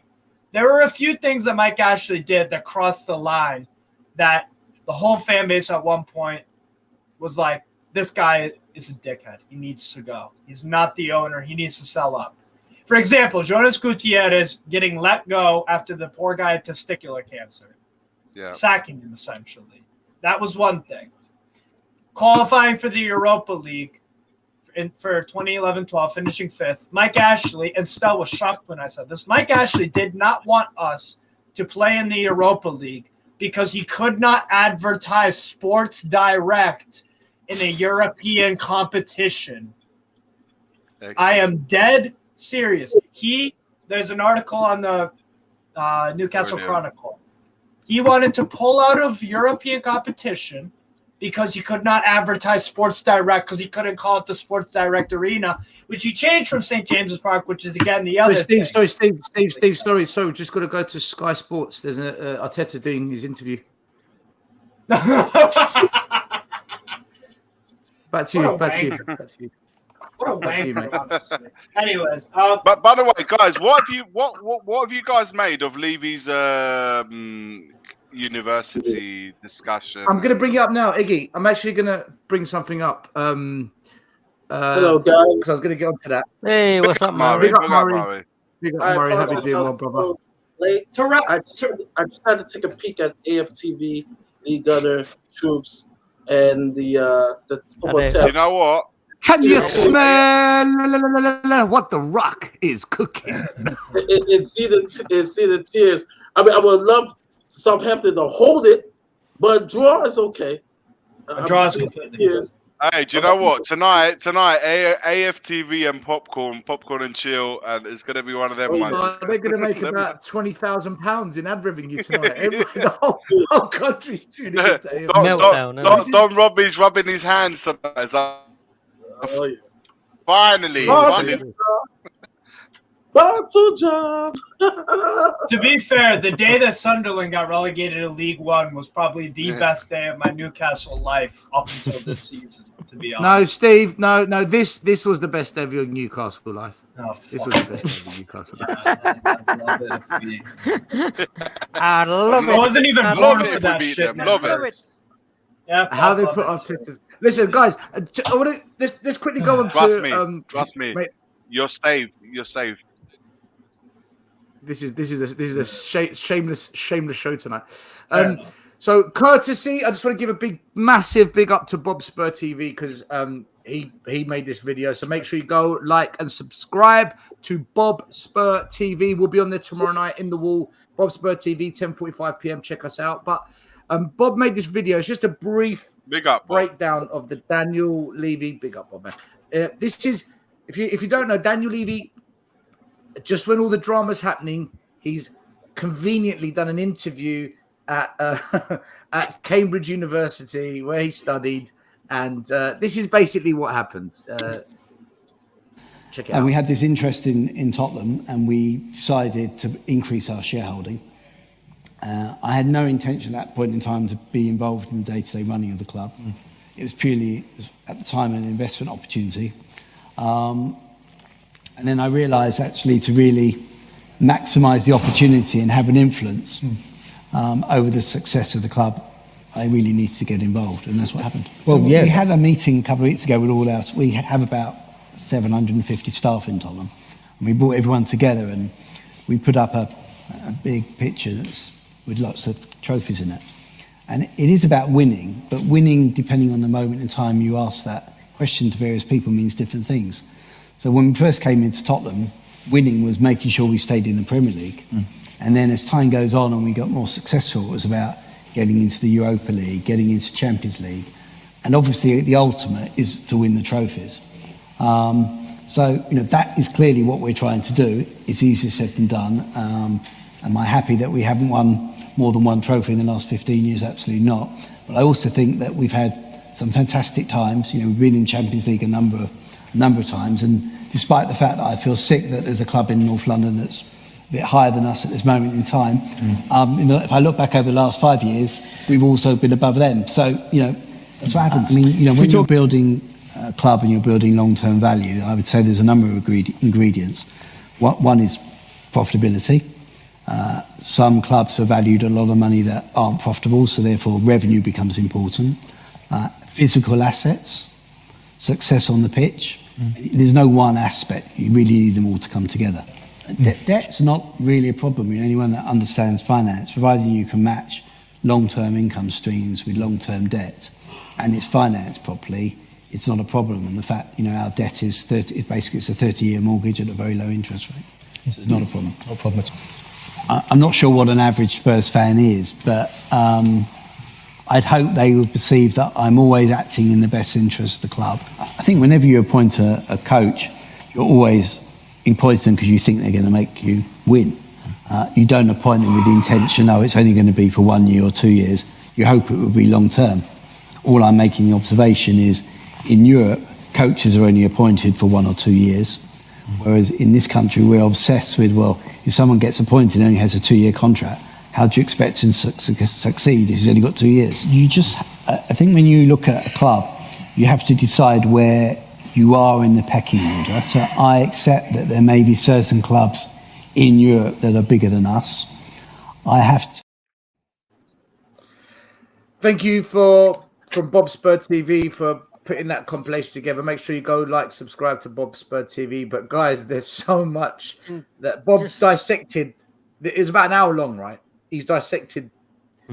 Where do you even want to go with that? I mean, how do you? In fact, let's go around. Let me start with JP. Right? I think how the do funniest you thing. feel? How do you feel watching that, listening to that, JP? I think the funniest thing he said there is like, oh, we've got about 700 staff. We got them all together, and we showed them a picture of cups. What fucking cups? What cups are you showing them?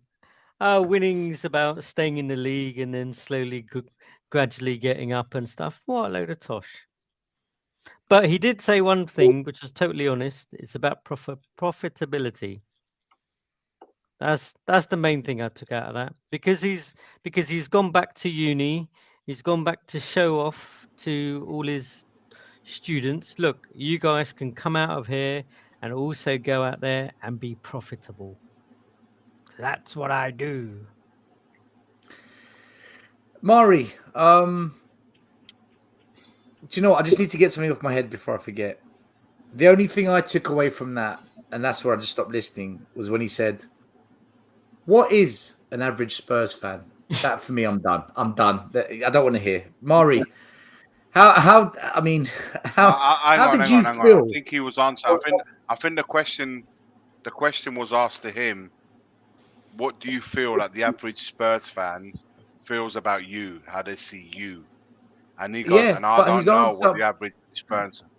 Exactly, his answer. I don't know he what didn't know what to answer. I don't know what the. So his answer was. No, what's more alarming is what his answer was. I hope they see me as doing the best That's what's more crazy.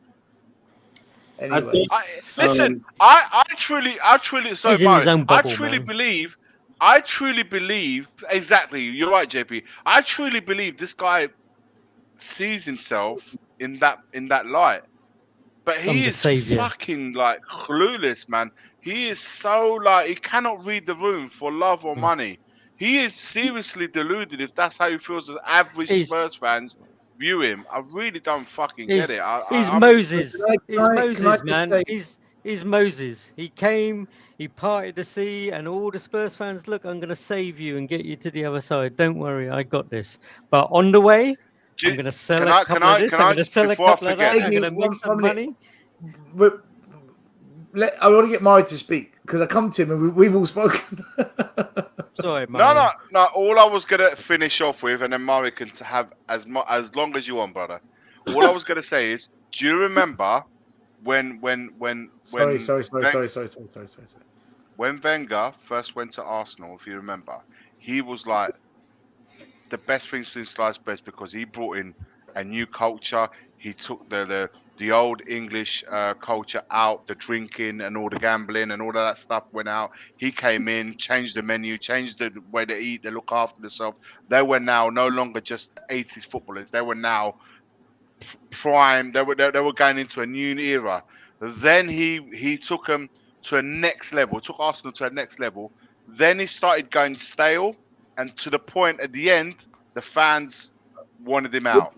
Now, what Levy has done from when he took over, yes, he's done all his self-interest, he's lined his pocket and everything else, but he did take Spurs from a club point of view. He took us from out of that mud and into this new, the first 10 years of it, he took it to a level. He's brought in a stadium. He's done a lot. I have to give him his dues, man. He's done a lot. But what's happened now, I think he's reached to the point where he's maxed as much as he can do. We now need, it's like what happened to Wenger at the end, we now need the next one to take us even and the next level up. He's out now. He's out to the point where he's done what he's had to do. And I think the peak for him reached with Pochettino, with that team, with the European Cup final, all of that. But the last 4 or 5 years, man, he is honestly, it is a club in complete and utter disarray from a footballing point of view. And for me, that I'm done with it, man. I appreciate what he's done. New stadium come to infrastructure, but it's done. I just want to say to all the people in the comments saying that we're talking about Levy, you've tuned in late. We spent 1 hour and 20 minutes talking pure football, pure players. We spoke about the Newcastle Arsenal game. We spoke about. You've literally come now. So if you want to hear the football bit, rewind, start from the beginning, and enjoy. Mari, the floor is yours, brother. The video, when I first saw it, I thought it was a Pornhub video for all the Levy inners. like literally, they're like listening to their pants, watching that video, and see their comments. Even them, they weren't really that too excited, but still, I see it as a point flick for the Levy inners. Where do I begin? So I think Levy wants the fans to be grateful, right? As Iggy said, grateful that he saved them from bankruptcy, from not existing. Alan Sugar, right?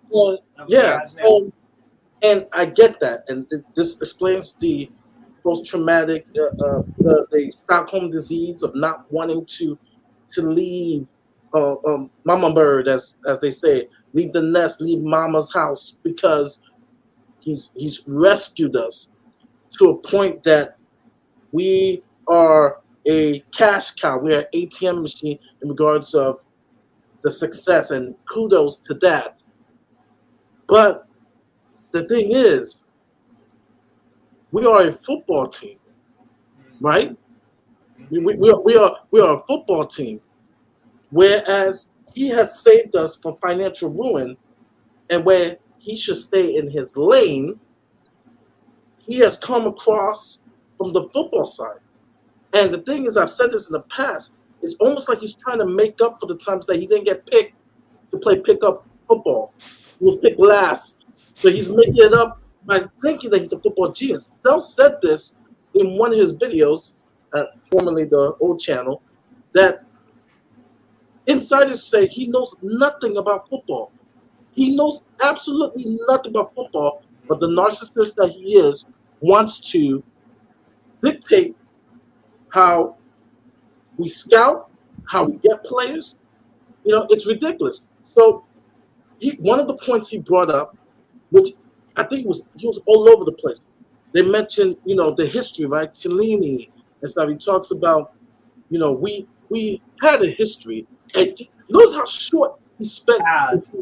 How many minutes he spent. They didn't talk about Jimmy Greaves. They didn't talk about Bill Nick, right? He didn't talk about the times where we actually won trophies, right? He didn't spend a few minutes. He sped up and went to his accomplishments of now, right? And accomplishments, and the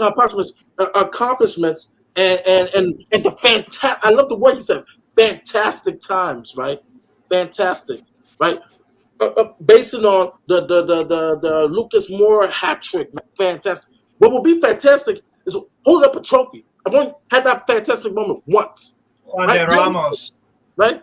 Juan de Ramos, Levy King, right? Holding the Carabao Cup, right? Only once, right? But the nerve, right? When he mentions a statue for Harry Kane, we should have a trophy for Harry Kane. Now, I heard Lee Gunner, who is an Arsenal fan. I heard that as well. Our Arsenal fan understands what's going on with our club and with our home. And you do, than our fan base. And so he said, all right, I mean, you can agree to disagree, you know, just he says, all right, King has won nothing, but still, he's a Tottenham legend, you have a statue. When Jimmy Greaves died, was there a thought of putting a statue of Jimmy Greaves in front of the stadium? Bill Nick? I know, that was weird. Why did he talk about the Kane statues? Like, what are you trying to wind people up? Yeah, I couldn't believe it. I'm like, Do you know what I heard? I heard that. One day. You can't even. If you mention a Kane statue, that's a slap in the face for fans who support this team longer than me. Jimmy Greaves, who just passed away. Bill Nick, get the gates from the old stadium, from the old training ground. They said they were meant to do that. That when they built the new stadium, the gates were supposed to go up. I'm 44 years old. I'm offended. I can imagine Arthur, how he feels. And then, but he spends a short time because it's all about him. Yeah. Yes, the success. We went from progression from survival of the Premier League to the Europa League and then to the Champions League. And we have been sustainable for all this. He's a narcissist, man. He's a narcissist. No. He's a fucking narcissist. Trophies, my friend. Absolutely. And this club is going backward, right? You lucked out. You got the golden ticket, Harry Kane and Pochettino. You got the 2 golden tickets, right? And you can't even build on that, right? You destroyed the club's motto, to dare is to do, right? It's to fear. That's our motto. To fear is not to do. That is our motto. And he wants to talk about like history. He wants to talk, like I almost want to throw up, and I feel sad for those who remember the glory years of winning trophies with Glenn Hoddle, with Ginola. I mean, like it's disrespectful, and so it's just that. I laughed. By the end of the video, I just laughed. It was basically himself bigging himself up, and that we, Spurs fans, should be grateful for him. Grateful. In the sense of he saved us financially. That's essentially what it's about. And what happens on the football side? The last thing I'll say. That comment where he talks about, the winning's not easy and stuff like that and whatsoever. When the guy mentioned about is there a correlation with money and stuff, and I'm just like, funny that the other big 6 clubs within his time period didn't have any problems spending and also winning trophies, right? And I'm gonna take this from Lee Gunner. 18 out of the 20 owners in the Premier League are billionaires, including ours. And the last 2, there's Forrest. That one makes over 600 mil. Brentford. Yeah, the Greek guy. And then Brentford's owner is the other one. Dirt poor in the most hilarious of ways. In context, only 30 mil. Yeah. Look where Brentford are in the table. 6 points off you guys. It's just an example of the Just narcissism. built a new stadium. Yeah. And I know Stell gets heat for it, but it's the truth. It's the fans' fault because we enable that. We don't put him in check. He's not gonna change. Why should he change? A letter, a simple love letter. Oh, we love the club. Why don't you speak to us fans? Do a round table, a town hall where fans are invited, and you really get to know how we feel. Rather than talk to snooty. Well, no, that wouldn't be fair. So, Murray, sorry, can I? Jamie, listen. Either you're a troll, you're in a wind-up, or maybe you're young, you don't get it, right? Spurs were not a small club when he took over, right? Hell no. You guys were the first ever team in a non-league to win the FA Cup. Wait. The first to win a double. We were, but just so you can understand, right? This is the history of Tottenham up to the 80s. So up until the 80s, we were fine. We weren't the biggest in the land, but we were definitely renowned. We were known. We were a well-known club, a big club, not an elite club. Things began to slow down in the 80s. The 90s for sure. But then from the moment ENIC took over, from the moment they took over the club, we haven't progressed. We haven't progressed. We won 2 trophies in the 90s. We won many before, but since ENIC have come, it's the worst of the lot. So, look, by all means, you can say things like that and you can believe that, but that says to me, either you're not a Spurs fan, you're a troll, or you're too young and you haven't done your history. Spurs are not a small club. We're becoming smaller on the pitch, for sure, because the rest are still winning and the rest are catching up, for sure. But to say Spurs are a small club and that we should be grateful because we were little when it took over. I don't know if you're a Spurs fan. I reckon you're probably one of those trolls. You're looking, or maybe you work for Levy. Maybe you're one of their social media moles that works the circuit to just try and even Crackers, who I guess he does a lot of the nights of with Legends Nights. Legends Nights, yeah. Legends Nights doesn't get the full backing of the club to support these nights. So this tells you how much he cares about our history. It's a slap in the face. And I should give a big up to Ledley King. He should also have a trophy in front of the stadium, or at least a museum. Like it's ridiculous. It's a joke. Really, is a joke. Disrespectful. Absolutely disrespectful. Is that true about what George did there? Like that final comment. Is that even true? I don't know. That This is the first I've heard of it. family season tickets, they won't go public because they don't want. I do know because when we first started Tottenham Away, I think was JP on that show. I can't remember. Or was it Cheyenne? We had Mickey Hazard on the show.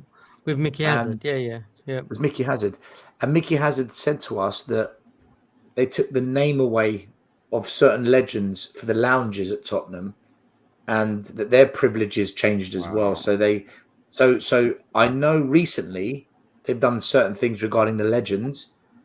So I wouldn't be surprised if that story is true.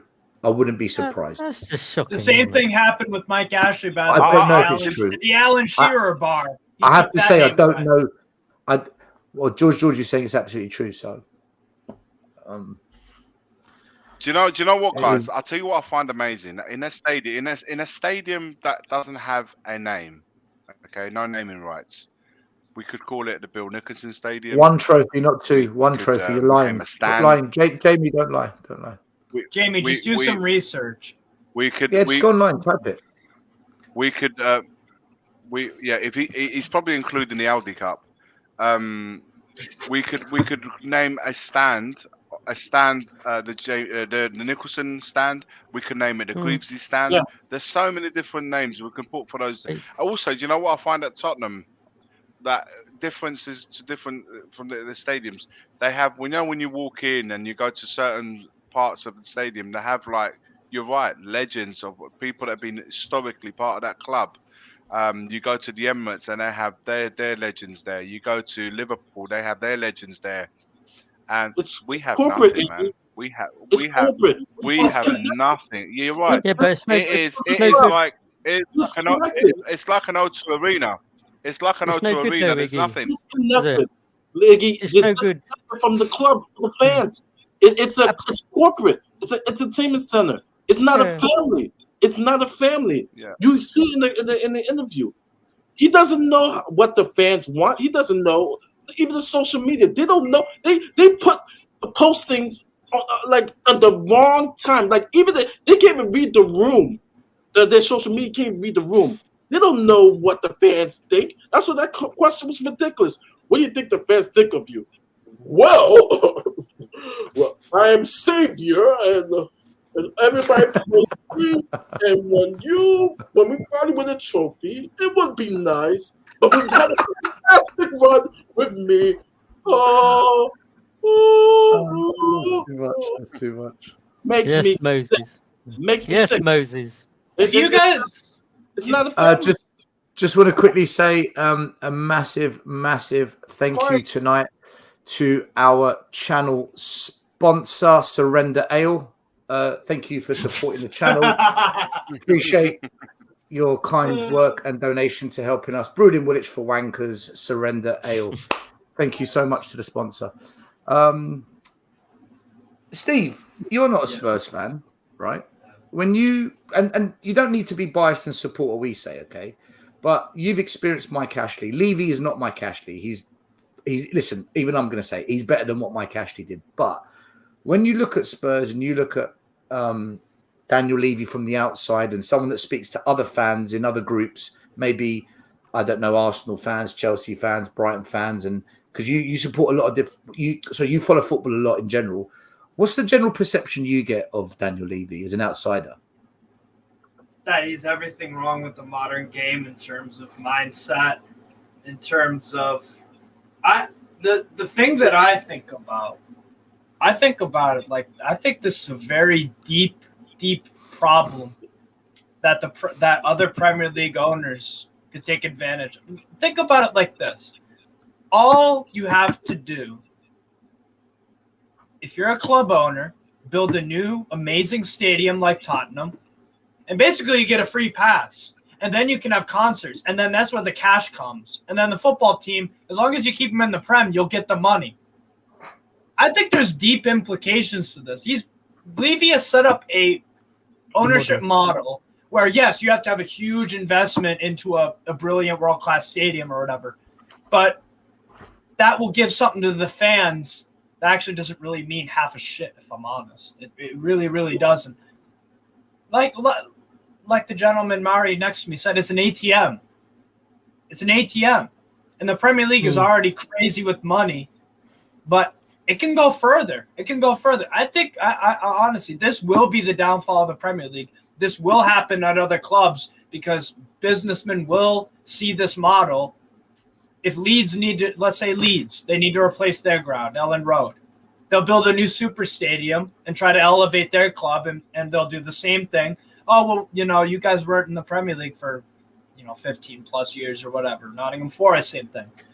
They could do this exact same thing with a decent sized club, exactly like Spurs. And that could be the downfall of the Premier League because then you just have, it's already soulless, in my opinion, for a lot of it. The shame of it, though, sorry, Mary, I was just going to say, the shame of it is, though, that potentially, if it was reinvested back into the football team to be successful, to get more TV rights, to get in the Champions League, to win the Champions League, you'd get more revenue. That it could actually work, as opposed to, because at the end of the day, you go in a football stadium. There's a game of football once every 2 weeks, right? And it is literally nothing happens there for those 13 days. So potentially having all of those other avenues makes sense and could generate a hell of a lot of money to make that club successful on the pitch in terms of the football team. Which is what we're all here for. Yeah, exactly. Yeah. Sorry, Mary. I'm That's why we're here. Because yes, you have to get relegated. Yes, that's the only breaking point I think that in watching, I watch a lot of South American football. I watch the Argentina Primera. Brasileiro as well. I do too. And I see, I watch. I'm a Boca supporter. I watch the atmosphere of them, even the rivals River Plate, and then you watch the Bundesliga, and then you watch Serie A. France. You look at how I think a reason why, because also Spurs is this way. It's all PR. It's all PC, right? We're not allowed to bring in banners and stuff like that. I don't know if that's a total Premier League thing because I don't really see it. But it's corporate, and from what people said who have been to both stadiums, Old White Hart Lane to this new stadium. Yes, it's a shiny new toy, but there's no soul in that building. There is no soul in that building, and it looks like it's going to be, pretty much all the, the Premier League stadiums, maybe with the minus Anfield, because something about Anfield, something about that building is just, it's interesting, but it's just with our club, going back to our club, the history, even is there anywhere people can see the championship band, that championship from 60, 61 up around? Is there pictures of Jimmy Greaves and Ricky Villa and just the players? It's really sad. And when you hear Daniel Levy, it's not coming. It's not coming. And it's just those kind of things are no good, Mary, for if Lady Gaga comes to town, or if the Philadelphia Eagles come to town, or there's a F1 freaking go-kart competition happening in the car park or whatever it is, having those kind of statues of those legends don't You're bring right. anything more, It's like it is almost, I've already said this before, that's the main business, and oh yeah, there's a football match that happens every other Saturday. Sorry, go on. No, you're right. I mean, the NFL game, right? The NFL team walks out, they see a statue of Bill Nick. They're like, what's this? What's this? So it has to be corporate in the sense of our history has to be buried in some closet in the stadium In saying that, Mary, they could have been clever. Where the electronic pitch comes up, like the Bill Nick statue could have gone down at the same time, kind of thing. No, for me, still to answer your question overall about what I think of this, I just think I think Levy's making your club irrelevant day by day, making it more silly, making it more of a joke. How can I, as a Newcastle fan, I was destined for the championship. We drew against Norwich last year. Kieran Clark got sent off, and I'm like, we're done. This is over. I like Eddie Howe a lot, and he'll probably get us promoted. I was of that mindset. How the hell, a year and a half, I'm on your channel, and I'm saying I expect to beat you guys. I'm going to be pissed off if we don't. You guys are pretty wank. There's no ambition at your club. How have I done a complete 180, and you're stuck just stagnating with this Star Trek stadium? That's the problem. And Aston Villa rose from the dead also, by the way. And they have the third richest owners in the Premier League. So that's another one that's probably going to overtake you if Levy just keeps up this mediocrity kind of circle jerk thing going on. That's the problem. He's just making you guys irrelevant. The only thing relevant is the name of your club, and it's a proud history and whatnot. What is the breaking point for the fan base? Does he have to piss on the badge with an Arsenal shirt on, saying let's qualify for the Conference League? What's the breaking point? Is it relegation? Is it Harry Kane leaving? Is it Son leaving? I think don't that's know, what mate. that's kind of what we try to ask every week, right?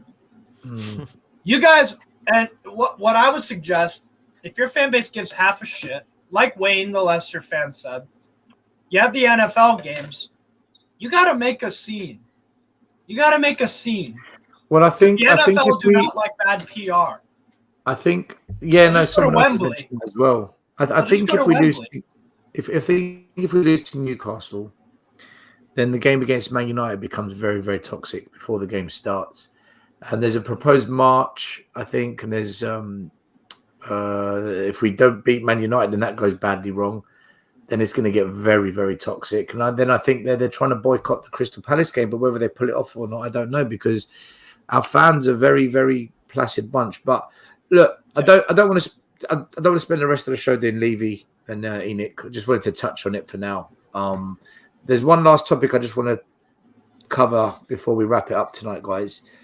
By the way, JP, Yo, what's your prediction? And Mari, if he's listening, what's your prediction for Newcastle Spurs? I went 3-1 Newcastle. Steve went 1-0 Newcastle. Iggy went 2-1 Newcastle. What are you two, JP, Mari? What's your predictions? go on, Mara. It's at Newcastle. I'm going to be honest. I think I've never, I've rarely said that we're going to lose. I'm going to just be honest. I think our defense is going to get turned. It's going to get turned up.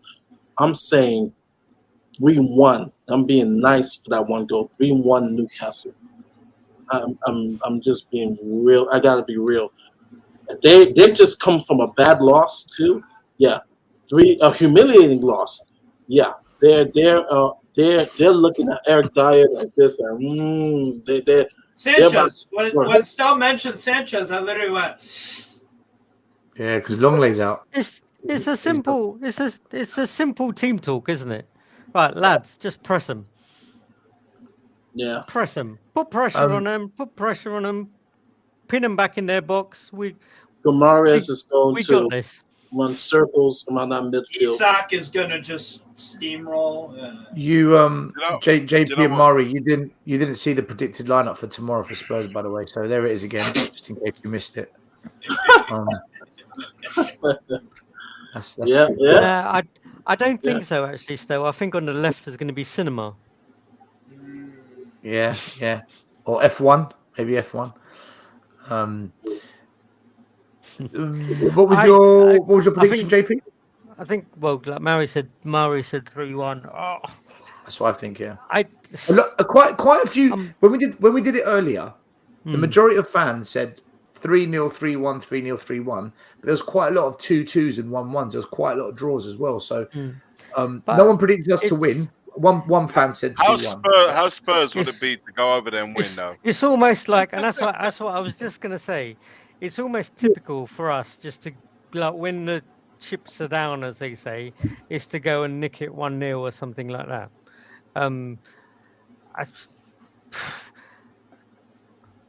2-0, I think, kind of like Newcastle, kind of like, which is what my head says, but my heart's always going to be, will nick it 1-0, the sucker I am. But reality says the way our defense is at the minute, we can't seem to create anything. We've got Perisic on that side who leaves the gap. Sanchez is in. Sanchez should be playing, or I don't know. Like he may put Tanganga in there, which I don't know it's 50-50. He's going to go with Sanchez. He ain't going to play Tanganga up at St James's. I don't see that. He has to recover him from last week as well. So I don't know. Plus, it's away from home as well, so it's probably like the fact that he got those. Our crowd is our crowd is going to be up for it. Like I said, I fully expect the win, and that's a damning indictment on where you guys are at as a club. That we can do a complete 180, and that's one change, and then a bunch of followed ownership. Yeah.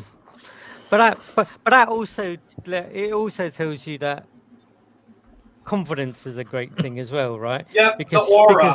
Because suddenly now, with that backing, with the new ownership and stuff, whereas before it was all freaking hell, Mr. Bloody Sports Direct, you don't spend no money, it's doom and gloom and stuff like that. Suddenly these guys have come in, they've not blasted money. They've not obscenely spent money in any way whatsoever, but suddenly, like, everyone's got a bit of a step in there, like a bounce in their step, haven't they? Like, everyone just feels, do you know what? We are going places, and that momentum is just growing and growing and growing, right? Yeah. Like, you look at what's that guy that you have? I think he plays in midfield now. He never scored a goal for ages, and he's always scored against Tottenham. Joe Ellington. Yeah. In this shirt, 1-0 away. That was another great moment of my Newcastle fandom. Suddenly he's like, I don't know, like a frigging lunatic running around, winning balls, blasting shots from everywhere this season. That guy couldn't score in a brothel before. Yep, and now he scores, tackles, interceptions, aerial duels. You don't want to play against Joe Wellington. He's a menace. He's a menace. And he don't even have like many red cards. He doesn't have a red card. He picks up yellows and stuff, but it's like everything's just ticking for us. The Aston Villa defeat, that was bad, but guess what? I have faith in my side that we're going to bounce back. I know we will. It's at home. You guys are hella vulnerable from multiple aspects of the game. I mean, what's a combined 11, by the way? That's the other thing we can look at. Oh, no, I don't want to do the combined 11. Absolute waste of time. Waste of time. Steve, you saying all this, if Spurs do you're going to be in the mud, aren't you? Oh, yeah, I'll own it. Absolutely, I'll own it. But see, the problem is, Steve, if we do you blame me for feeling this way? No, 100% not, man. No. I guarantee you, if we beat you, the Man United game will be sellout because top four's back on. Then Man United will beat us. Then we'll be like, here we go again. It's that cycle. I'd rather we just call it a day now. I don't. And that's why, I just don't believe we're going to get top four. Personally, I don't like, as much as I don't like saying this. There's kind of no point even getting in the top four. Pointless. Like, what's the point this season if we wasted more money? Exactly. We wasted it last season when we had Conte, when we had a platform to build on. We got in the Champions League. We hurdled Arsenal to get there. the momentum was there and with us. We were kind of on the crust of that top of the wave. Opportunity was there. Yeah. Another one blew it. Listen, guys, we've got to wrap it up. I just want to say a big thank you to everyone who watched the show before with Steve and Andy and I talking about what they went through and how they tried to get Mike Ashley out of the club. Well, they didn't try, they did. Also want to say big up to Iggy, JP, Mari, and Steve as well for coming on the show tonight. Big up to everyone in the comments tonight, as always. Awesome. And, of course, we do want to say a massive, massive thank you to our sponsor, Surrender Ale, for tonight's show. Once again, big up Surrender Ale. Like and subscribe to the channel, guys. Yeah. Like and subscribe. Steve, when are you next on? When are you live? I'll probably do a watch along or so tomorrow. I'll just look at my calendar of all the games around Europe, pick one that's interesting, and go from there. But I'll probably go live tomorrow or Sunday or whatever. I just made today a quick video, just my thoughts about Sevilla on my channel, Strasbourg Steve, just kind of talking about how I think they're favorites for the Europa League, and they have to, because I hate Juve, I hate Roma. I don't know, Please, Mourinho's Sevilla, there, man. please.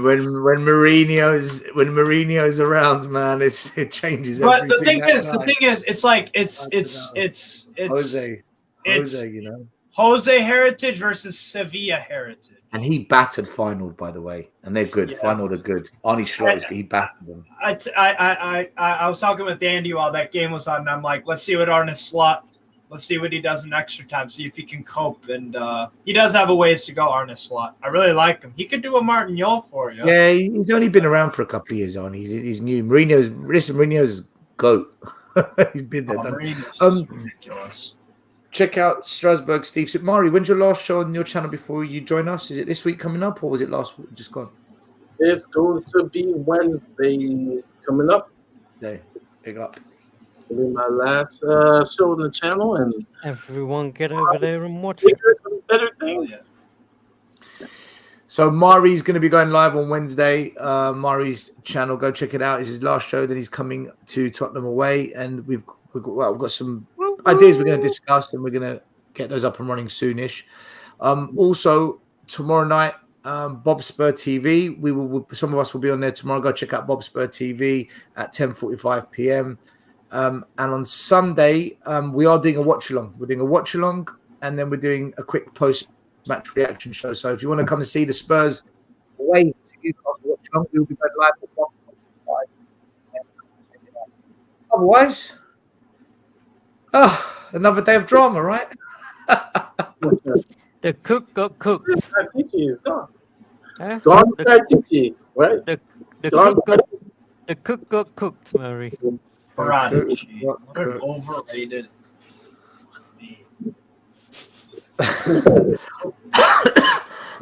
Guys, listen, thanks a lot for watching. You have yourselves a good weekend, and hopefully Spurs get a result, but we're not holding our breath. We'll wait and see. Otherwise, see you later. We're out of here. Come on, you Spurs. Come on, you Spurs. Ciao. Come on, you Geordies for Steve. Yeah. The first game we look for, Robbie. Tottenham away. When we got Tottenham away.